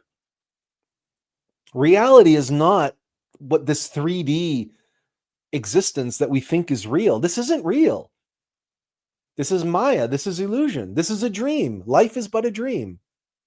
This is a dream. We are all dreaming this reality. So if we create this artificial intelligence that's a mirror of the very mechanical algorithms in our own psychology that creates for us this dreamt reality, why are we surprised that LLMs are really good at mimicking reality and convincing us that its hallucinations are real? When our own mind, when it hallucinates, convinces us that it's real. Our own mind on mushrooms, on psychedelics, has psychedelic experiences that we are convinced are real. When people have near-death experiences and they're convinced that they're real.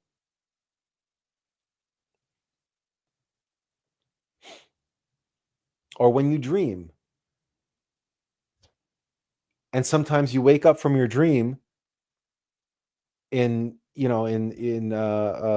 sweating buckets or whatever, based on the fact that you were sprinting in your dream, and you were out of breath, and you wake up out of breath and sweating.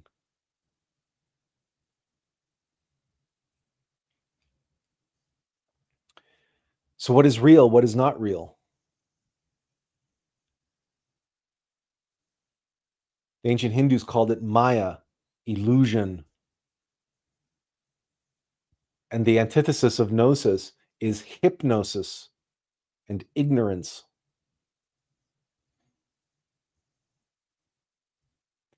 And this 3D simulation,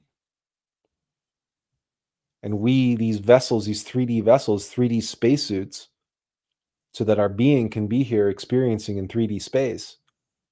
But are we experiencing asleep or awake? Do we know that this is an illusion, or are we identified and attached to it as though it were real? You see, the deception begins in here.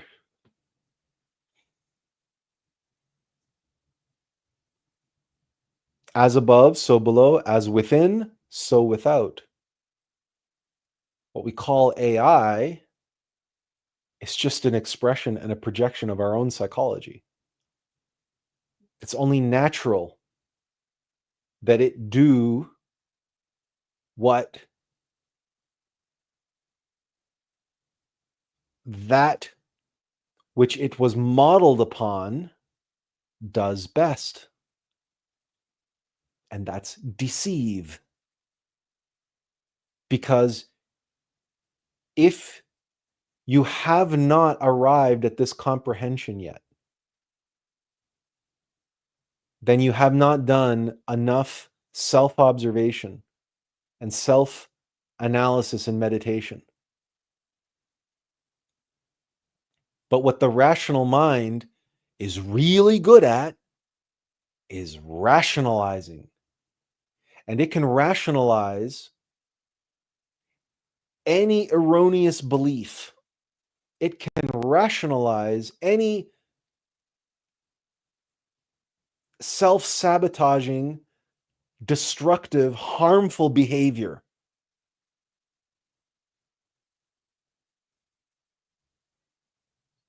It can rationalize almost anything and get away with it.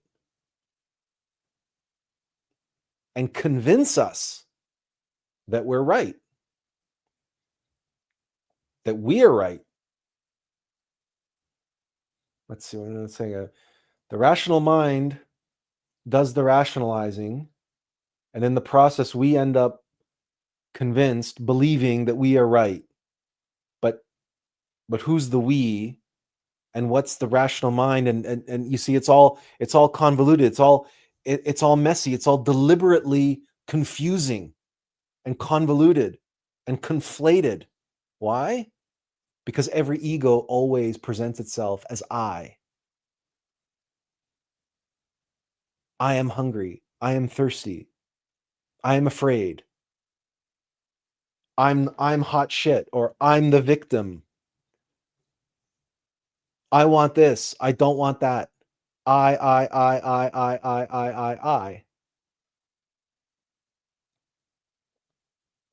Remember the hurricane? Remember the outside, exterior, superficial layers? Relentless, I said. Not, remember Chinese water torture? Each one is just a drip. Each drip is just a drip. Just an I. I want this. No, I don't want that. I like this. Oh, I don't like that. I don't like him. Oh, I like her. Oh, I don't want to do that. Oh, I don't feel like doing that. Oh, yeah. I want to do that. Let's go do that.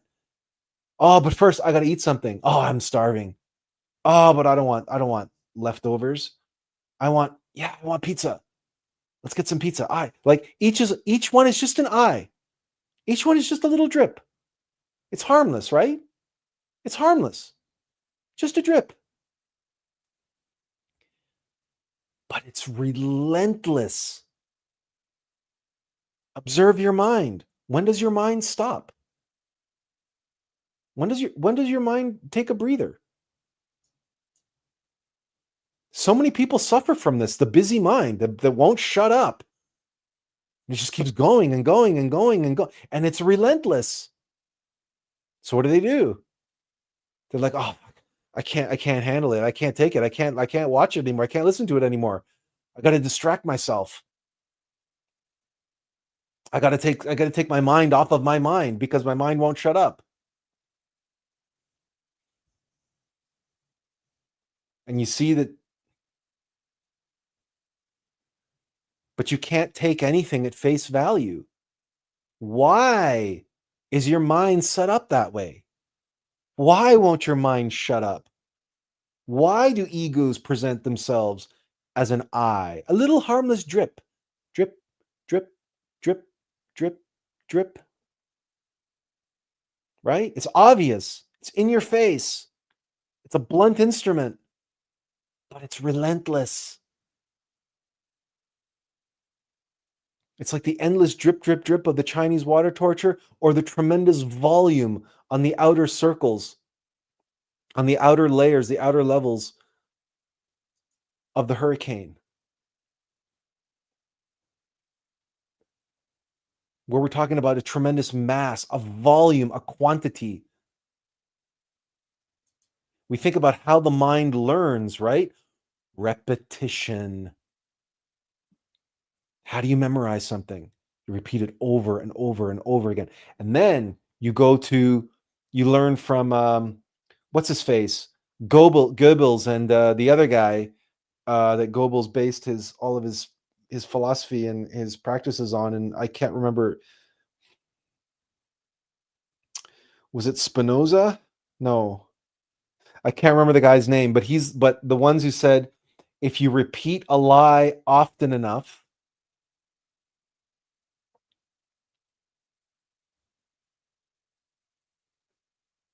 people will start to believe it. And you yourself, even you yourself, will start to believe it, that it's the truth.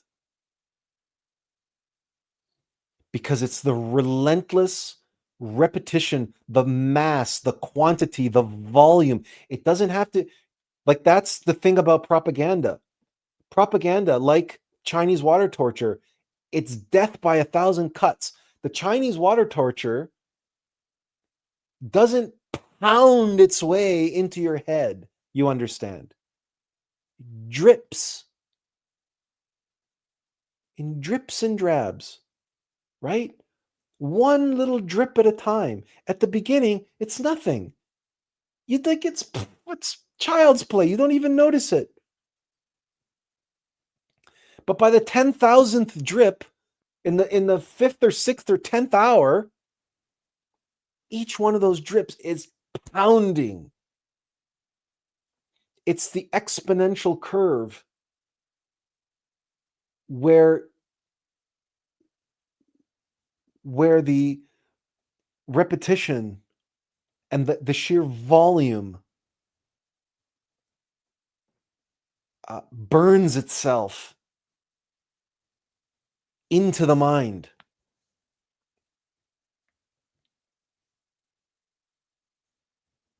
And it's the same with the I. I. That's one of the reasons the number of years ago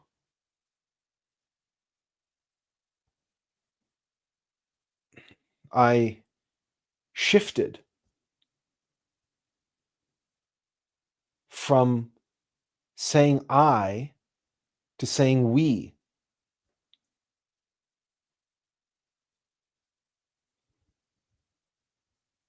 That when I was writing blogs or when I was doing this podcast, I said we, not I, we. To recognize and be conscious and aware that this was not coming from me, it was coming through me.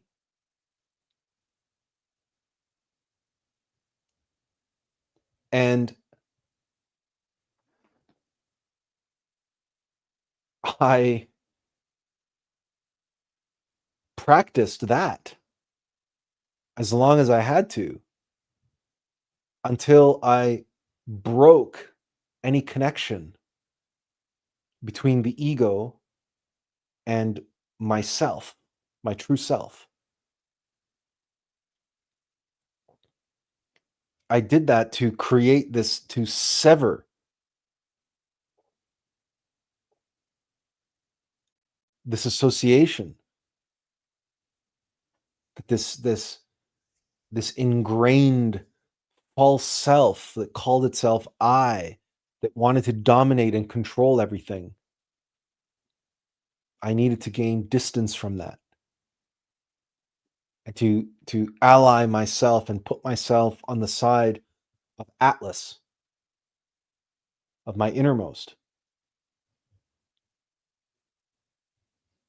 The I who is not an I, but a we.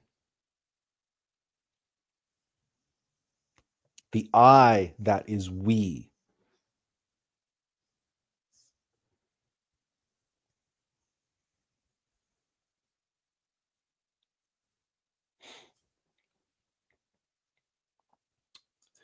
Mutaga33 says, greetings, Attlas. So basically, near-death experiences are mostly lunar astral experiences similar to most dreams.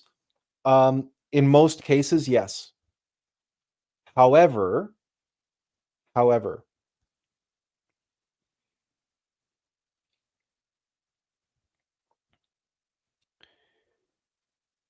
I have not studied them to the length or the degree or the depth that some people have. There are many uncanny similarities to these near-death experiences. Now, we can attribute those similarities to various factors. What it really comes down to is, are these near-death experiences, do they have a net positive or a net negative impact on the world and on the people who have them. Considering how, for many who've experienced these near-death experiences, many of the individuals who have them have turned away from spirituality or are altogether atheists or agnostics. Many of them are scientists. Many of them have been neurologists and have dedicated their lives to the study of the brain and the material nature of consciousness, et cetera, et cetera. And after they have their near-death experience, they're completely transformed. And they become highly spiritual, and they all believe in God and the afterlife and so on and so forth, because their experience is of that nature. So I do not prescribe, or sorry, I do not subscribe to the, what I would call the dogmatic or fundamental Gnostic view that some Gnostics have toward near-death experiences, that they are just hallucinations, that they are just constructs based on wishful thinking or past belief systems or what have you, or that they are all misdirection and deception by the Black Lodge. No, I cannot subscribe to that. I do not subscribe to that view. I will not say either that all near-death experiences are pure and absolute and objective. No, I'm not saying that either. But we must comprehend the following. If you and I can have dreams which are filled with valuable symbols and allegories and experiences that we can meditate on and gain profound insight as a result of, then we cannot say that all lunar astral experiences are devoid of merit. Obviously, they aren't. Obviously, I have said many times, and take this to the bank, God works with the clay that's on the wheel. Our Divine Mother works with whatever she has to work with for our benefit, at whatever level of consciousness we are at. So, for instance, now, I don't know if you're aware of this, but there's been an explosion of interest in Christianity and in attendance of churches, especially evangelical churches, not just in the United States, but around the world, including France, of all places. I just watched a video how the number of evangelical churches opening up in France, which is one of the most atheistic countries in all of Europe, right? With all of their egalitarian liberal democracy and everything, and separation of church and state, evangelical churches are popping up all over the place in France. Now, it still only represents 3% of the population, but that's a 300 times increase from where it was just a few decades ago. So there is a level of teaching for the masses. Okay, what I was showing you earlier about this Pareto distribution means, okay, that we who call ourselves Gnostics, or who aspire to be here in the 3% of the tails in terms of spiritual advancement, we cannot look at this 98% and their spiritual experience and shit on them and look down upon them. That is not the way. Because there is truth, and there is the way, and there is the life for everybody at their level.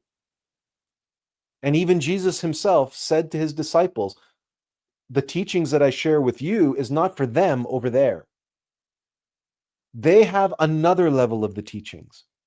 And the evangelicals take the word of God to be sacrosanct as the living, breathing word of God, and they take it literally at his word because that's the level that they are at. But the evangelical churches, they have no hierarchy, they have no pope, they have no authority, worldly authority over what they preach or how they practice their faith. They have the word, and they have their faith, and they have their love of God and their love of Jesus and their own individual personal experience and connection and relationship with their own innermost intimate Christ, who they project outwardly as Jesus. Fine. I have no problems with that. And so if atheists have a near-death experience that brings them to God and brings them into the church and brings them into the evangelical church, wonderful. That's a divine act. That is a stepping stone. That is one step, right? That is one level, right? One layer, one level, deeper and deeper. Like if we run with I chose to put Otala here in the middle. If the eye of the storm, the still point, the peace, the selflessness, that Buddha nature, right? The Buddhists called the no self, the place of pure stillness in the mind. If that's the last letter of the alphabet, right? The omega, but it's also the alpha, the source, right? It's the alpha and omega, right? If that's at the center, then you can imagine how many layers there are here. There's all the different layers and characters of the Futhark in between, right? There's all the layers of the alphabet, okay, to get to. So if somebody moves from atheist to one level closer to the middle, then that's a miracle. Then that's an act of God. Then that's an intervention of the Holy Spirit. That's an intervention of their own divine mother. And that if that near-death experience is what takes them one step closer to their own being, then who am I to judge that and say that near-death experience is false? But that's not an accurate depiction of what happens to us when we die. Because I know that that's a dogmatic view of many Gnostics. I don't have that view. Right? I know what it's like to be an atheist. Right? I know what it's like to be a demon. I know what goes through the mind of those elites who visited Epstein Island. I know what possesses them to do that. Not I think I know, not I believe I know, not I conceptualize I know. I know. And so I can only have compassion and understanding for them. And I know that anything that brings someone one level closer to God, one step back from the brink, back from the event horizon of a very different downward spiral, the one that sucks you down into hell. Anything that takes someone closer to their innermost intimate Christ, and one step away from oblivion, that is a miracle. That is an act of their divine mother. That is an act of the Holy Spirit. And to condemn that or judge that or look down upon that in any way, shape, or form at all whatsoever is unacceptable, is hypocrisy. It's pure ego. It's pure mystic pride. And anyone who does so should be ashamed of themselves. Ashamed. You are no Gnostic of mine if you look down upon the atheist who becomes a Christian because of a near-death experience. And you look down on the near-death experience, and you look down upon the miracle that their divine mother did for them. Shame on you if that's the way you look at it. This humanity is in hell. And what will you take away from God? What from God's toolkit? From Christ's toolkit, who is here to save souls who are suffering in hell? What tools will you take from his hands and say, no, no, no, no, you can't use that? When Christ himself says to his disciples, what I teach you is not what I teach them.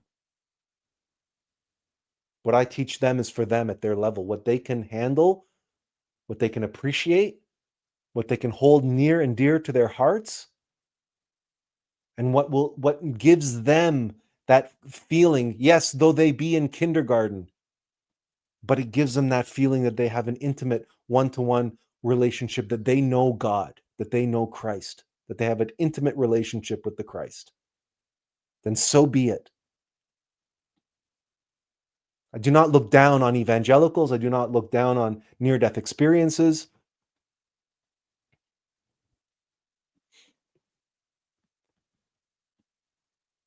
But I do not like elitism in any form. In any form.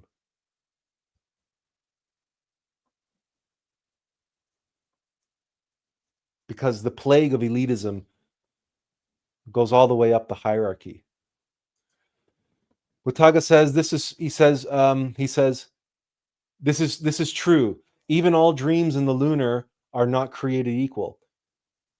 We quantifying it as the fourth dimension doesn't mean we have actually completely defined or understood that dimension.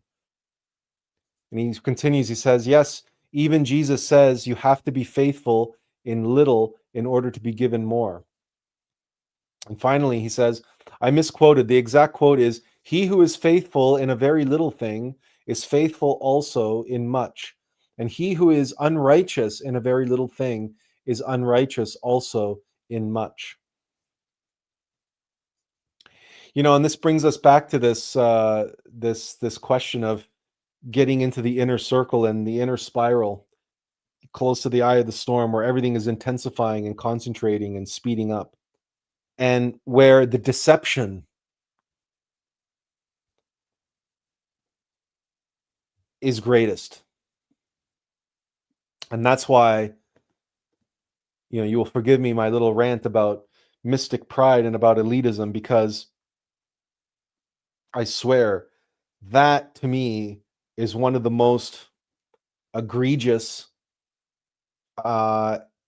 far-reaching, and insidious of all deceptions of the ego, and that is mystic pride. Because it can be so subtle. It can be so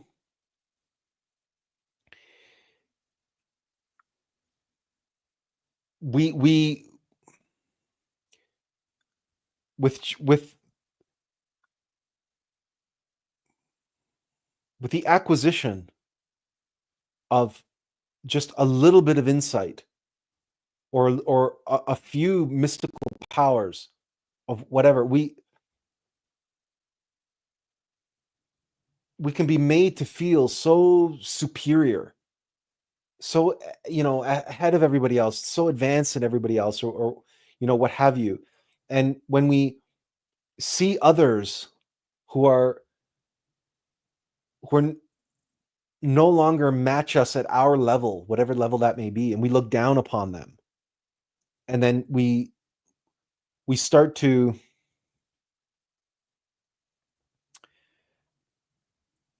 judge is not the right word, but just diminish them.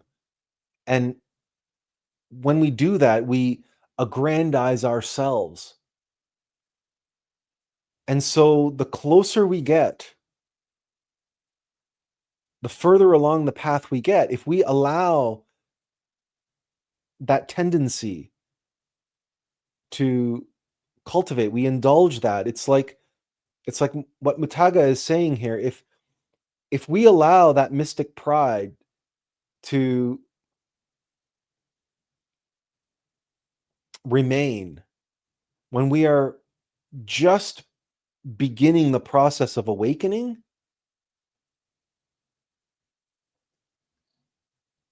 when we just have a little bit of mystic pride, the further along the path we get, when things become more intense and concentrated and sped up, that little mystic pride becomes a lot of mystic pride.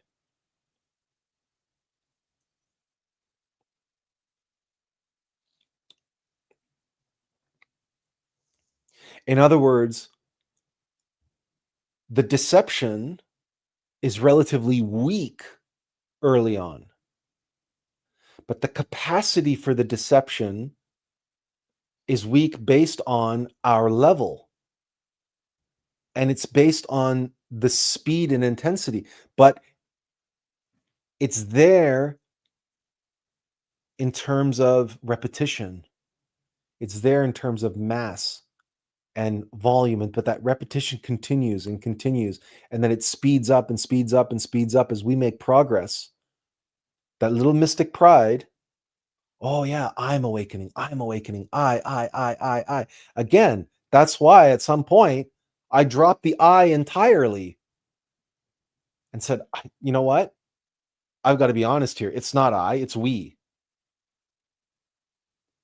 And in all fairness, I learned, I didn't, come up with this on my own. I learned it. I learned it from Master Samael, who himself used it as a technique in his development. He wrote books, and then he wrote books, I believe, in which he referred to himself as we, but certainly he wrote books that described referring to himself as we, and as initiates referring to ourselves as we, that this is very helpful and useful to get out of this trap of the I and believing that the I can make progress.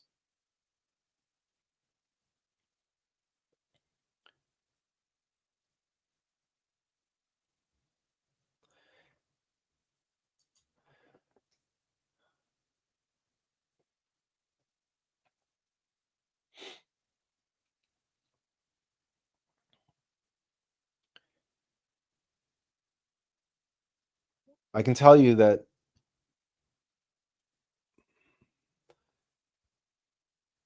this issue around AI and how AI, or at least the LLMs, represent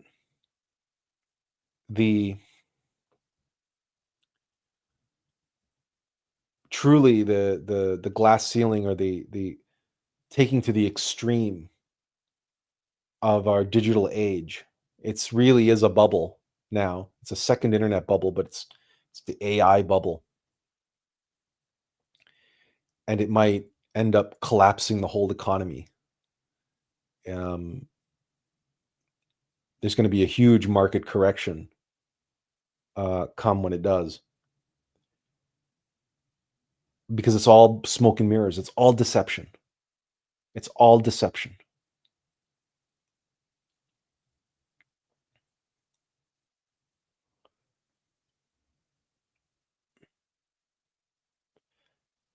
And it's coming right at the apex, at the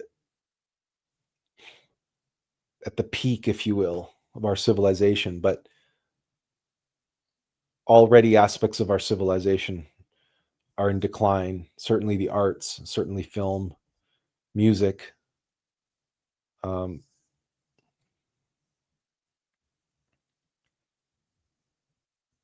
the deception now is everywhere. And really, the deception in mainstream media has been here for decades. And the deception, I mean, Hollywood is, the whole thing is based on deception. give the people what they want. Advertising. Advertising is basically just propaganda.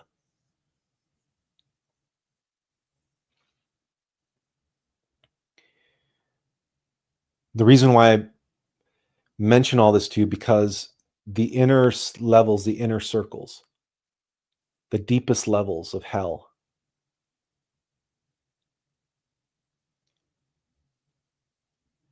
are riddled with deception. We're facing psychological aggregates. We're facing our demons, our adversary, at its most clever, at its fastest, its most intense, concentrated nature, but least in volume, right? So it's its smallest, slightest form.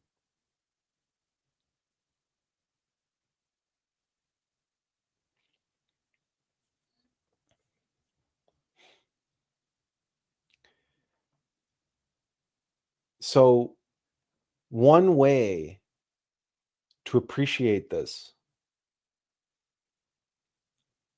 is the wings of an insect, of a mosquito, or a dragonfly, or indeed a hummingbird. They flap at such incredible speeds that they appear to vanish. But they're so subtle. It's their subtlety, it's their slightness that allows them to move at that incredible speed. And so when you see a hummingbird or a dragonfly, you see its body, but not its wings. Or you just ever so see some faint something there. But they flap like, what, 1,000 times per second or a minute, or I don't even know what the speed, but the speed is so rapid that it's way past the ability of the human eye to detect. I think it's 1,000 times a minute.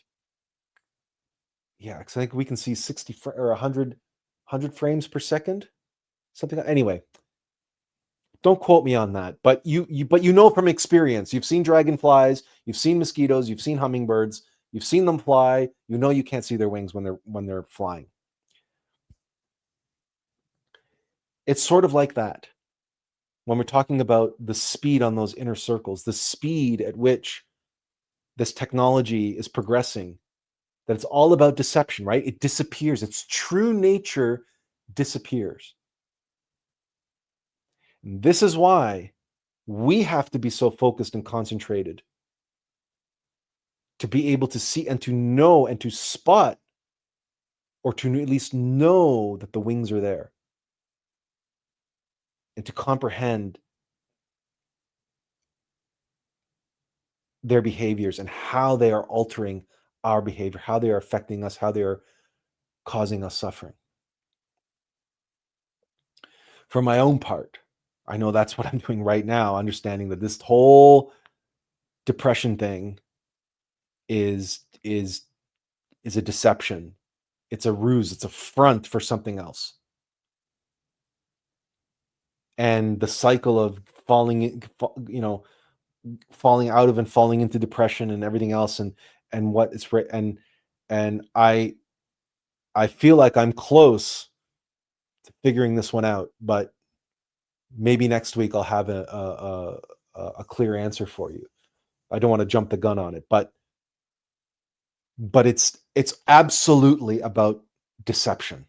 It's not what it appears to be, just like depression itself is not what it appears to be.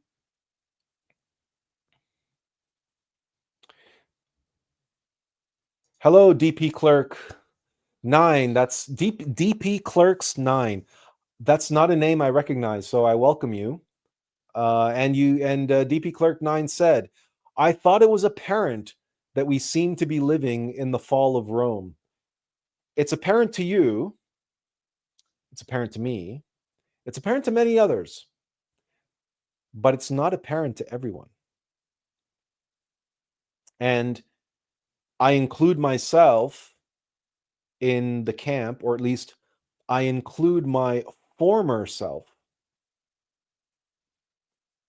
who years and years ago, as recently as 25 years ago, saw the impending fall of humanity and said, we can do something about it. We can change it. We can stop it. This doesn't have to be our fate. And there are still many, many, many, many, many, many people, even many among those who recognize that we are in a decline, that we are on the brink of a fall, or that we are in the middle of a fall, or at the very least, the beginning of a fall. There are many who are convinced, absolutely convinced, that we can turn the ship around, that we can avoid the proverbial iceberg. That was the allegory or analogy that I used in my first book, The Atlas Project. In fact, I put a little diagram of it on the back cover. And I said, it's not a question of turning the ship around. It's simply a question of adjusting course. Because if you're heading headlong into the Atlantic, toward the ice field, toward the fateful impending collision with the iceberg, even if you know that ahead of time, if you adjust course by just 5 degrees, if you change course 5 degrees soon enough, then over time, right? Over time, you will miss the iceberg. But you got to do it now. You got to change course now. Yeah, I was quite naive.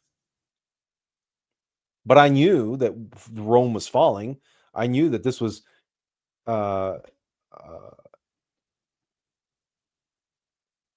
unsustainable. In fact, I wrote that book. I mean, the cornerstone of that book was Seaconomics and sea valuation. The whole point of which was pointing out that all of capitalism, with its so-called externalized costs, which I called the intangible costs, are basically turns capitalism into a giant Ponzi scheme.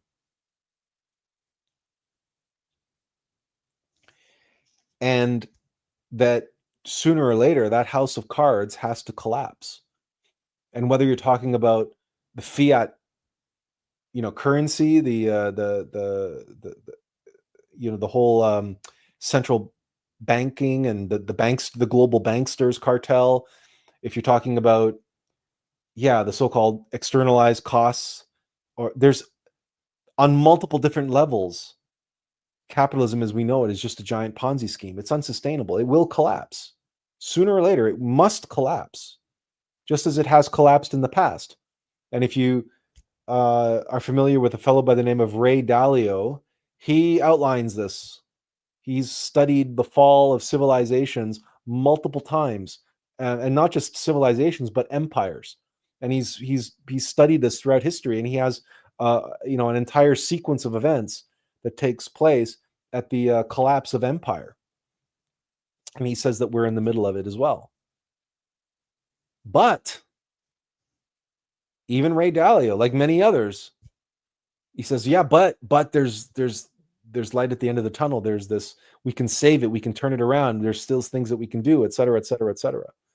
So, but more and more and more people are waking up. If nothing else, they're intuitively beginning to feel not only that it's the fall of Rome, but more like it's the fall of Babylon.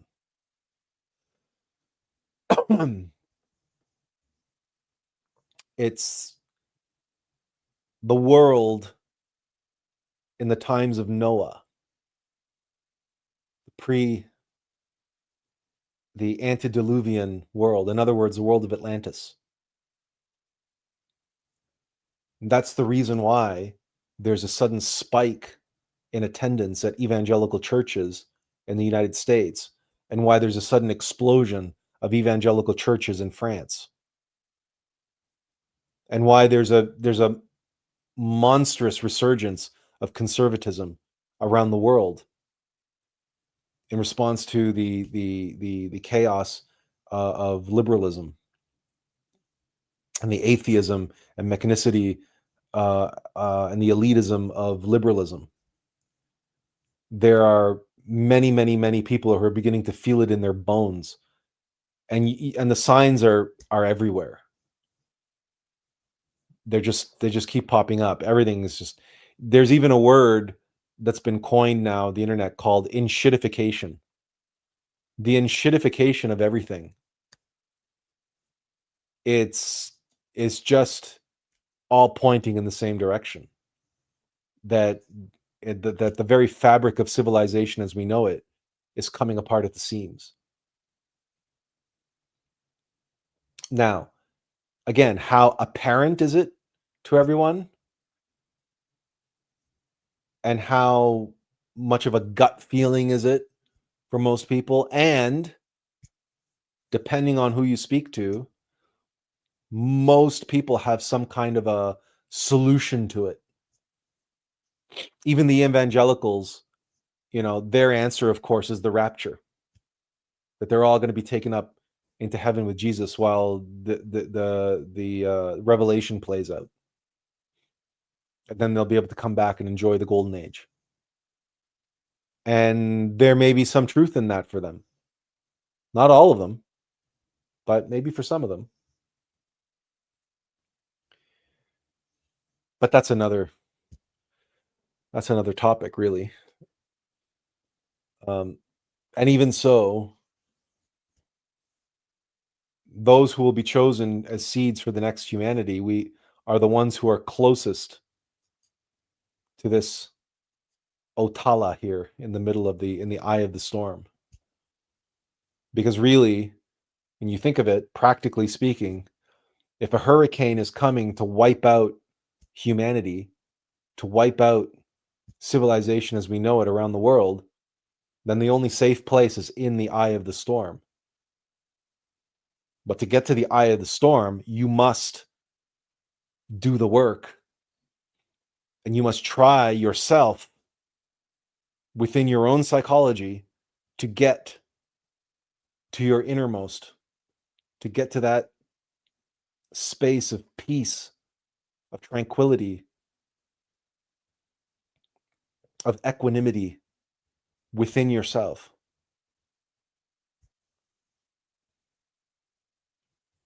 To the Alpha and the Omega, the innermost intimate Christ. But in order to do that, you've got to go through all of these different levels and layers, all 49 levels of the mind, and each one you're gonna have to negotiate and navigate the winds and the waters and the storms, and each level, each layer is going to present itself its own unique challenges, and indeed its own unique deceptions. And the closer you get to the eye of the storm, the more deception you will face. Like those who are wandering in the desert. And that's why the mirage is this terrible phenomenon of the desert that will convince you that you've reached the oasis, that you've reached the promised land, even that you've reached the land of milk and honey.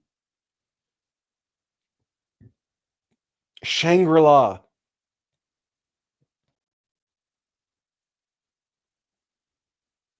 And you will dive headfirst in and start, like Daffy Duck in the Looney Tunes cartoon, doing backstrokes and bathing and pouring buckets of water over your head and down your throat before you snap out of it and realize that you're doing backstrokes in a pit of sand, and that you've been pouring sand down your throat because you were so hypnotized by the mirage, by the deception. We can't afford to be naive, and we can't afford to be complacent, and we cannot buy into the bullshit of the gurus and the new age nonsense that says the path is beautiful and it's glorious and sunshine and rainbows and positivity and positive energy and this and that and the other thing. And as long as you have all that, and as long as you feel good and do what feels good and do what feels positive and do what feels right and this and that and the other thing, and you will reach the promised land and you will reach Shangri-La and you will reach 5D ascension, and on and on and on and on and on and on and on it goes. Why? Because it's an industry. It's a business. And they could not sell their books and their courses and their retreats and all the rest of it, and their speaking tours. They could not be the multimillionaires that they are, and they are. The successful self-help and new age gurus are multi-millionaires. They could not be who they are if they told you the truth. The unvarnished, whole truth. Show me the avatar. Show me the saint. Show me the martyr. Show me the teacher, the disciple, the writer of a gospel, who was a great and wealthy person on the basis of selling teachings. Now, I'm not talking about, great kings and benevolent leaders and pharaohs and no. And that's not what I'm talking about here. I'm talking about individuals who rose to prominence and wealth and tremendous wealth because of their teachings, who were genuine teachers.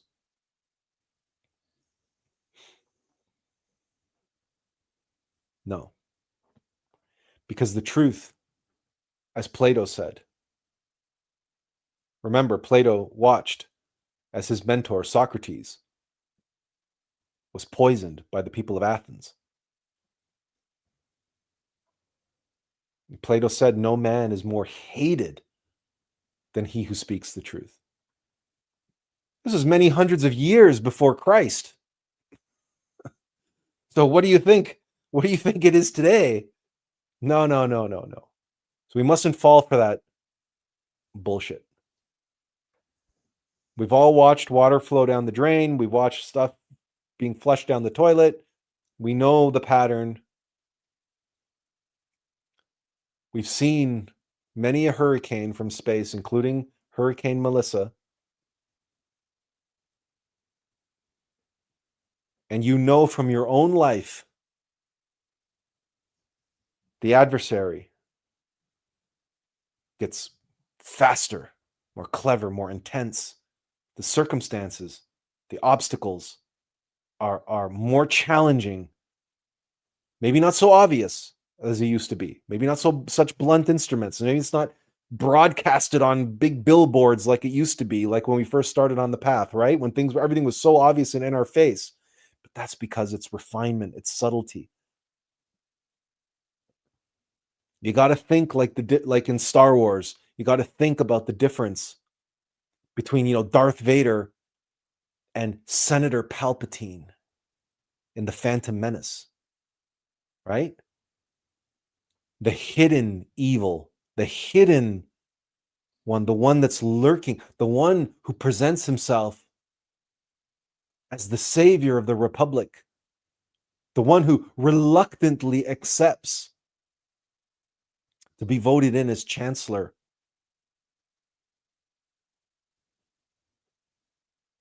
Right? Deception.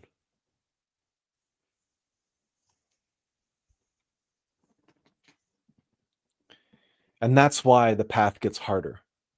And that's why some of the greatest heroes that we have in literature in the modern era are people like characters like Sherlock Holmes and Poirot and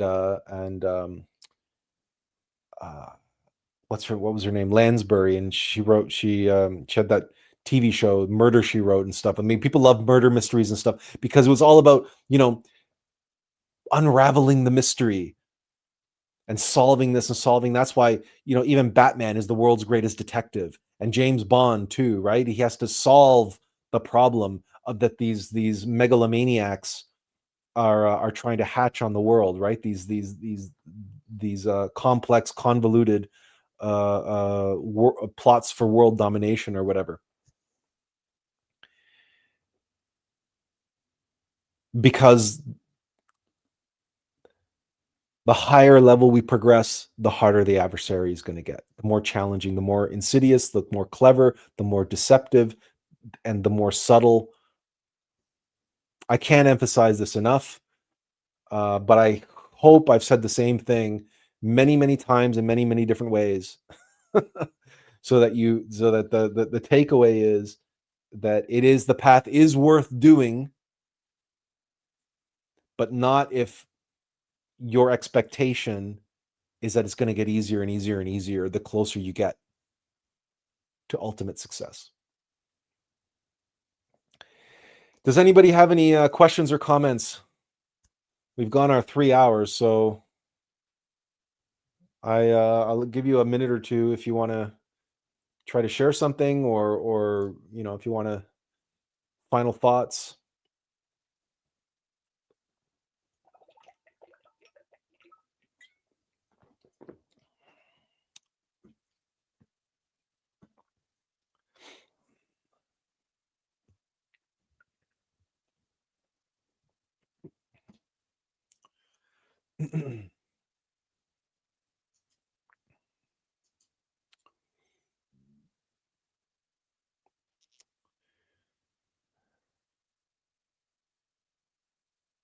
Oh, this is interesting. Huh.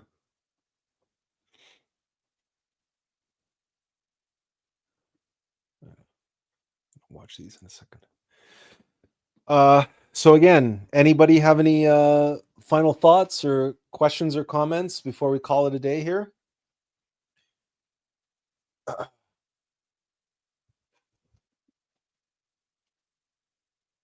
give you another minute, maybe.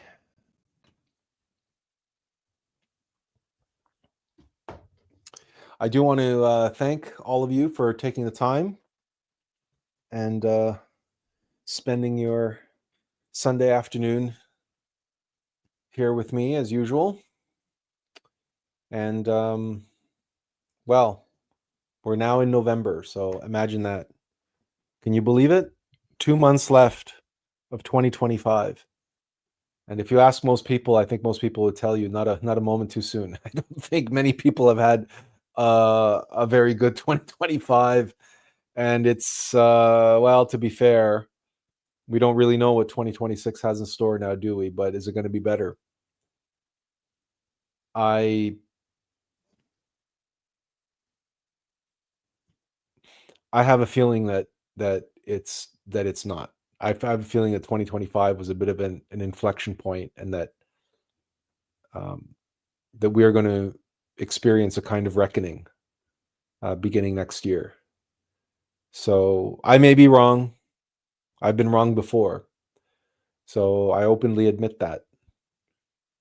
But something does feel different. And even for myself, I've have sort of some significant changes coming, and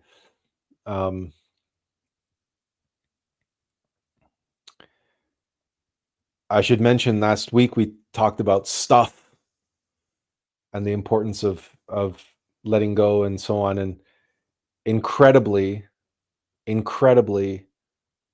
a friend of mine, their house burnt to the ground the day before I chose to devote last week. So last week was all about stuff and dealing with stuff and getting rid of stuff. And for her, Friday, her house burnt to the ground. And she literally lost all of her stuff, including a couple of her feline pets. So when we talk about letting go of identification and attachment, she had to face that in well, I mean, let's face it, in a very, very dramatic way. And you know, that is foreshadowing what a lot of people are going to have to face, possibly beginning in 2026. Just like the people in Jamaica, right?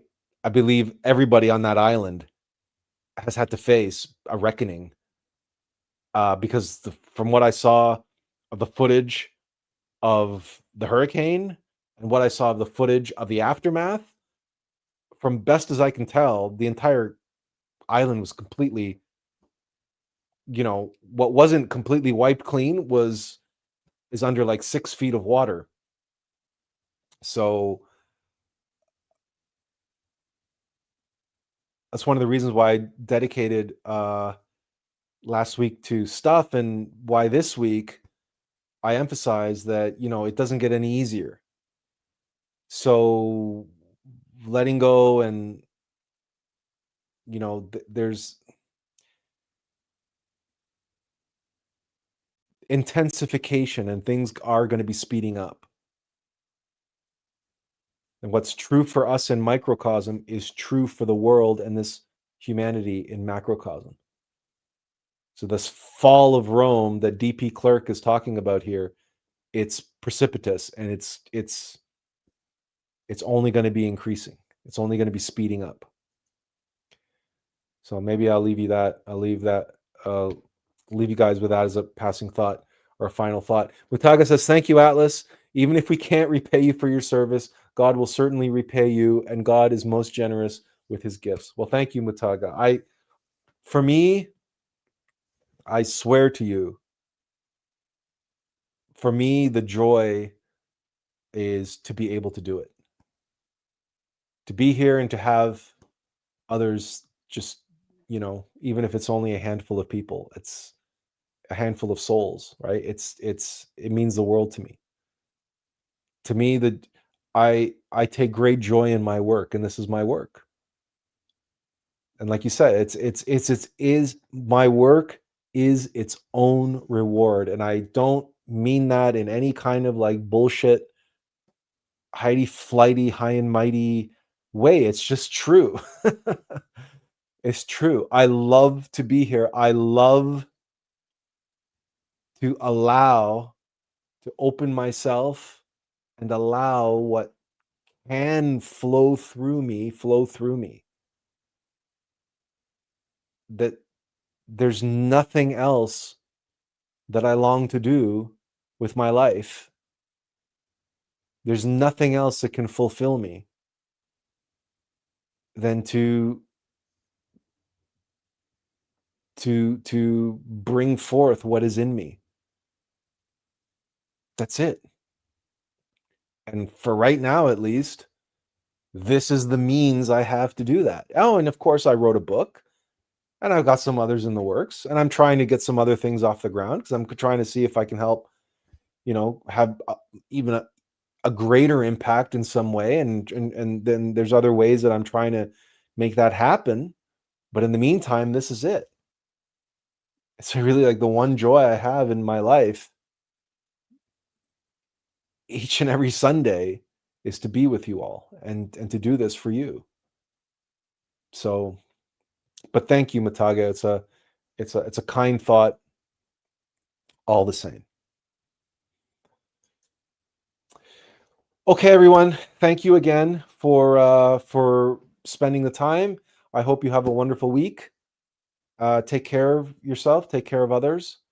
And as always, inferential peace. Take care, everyone.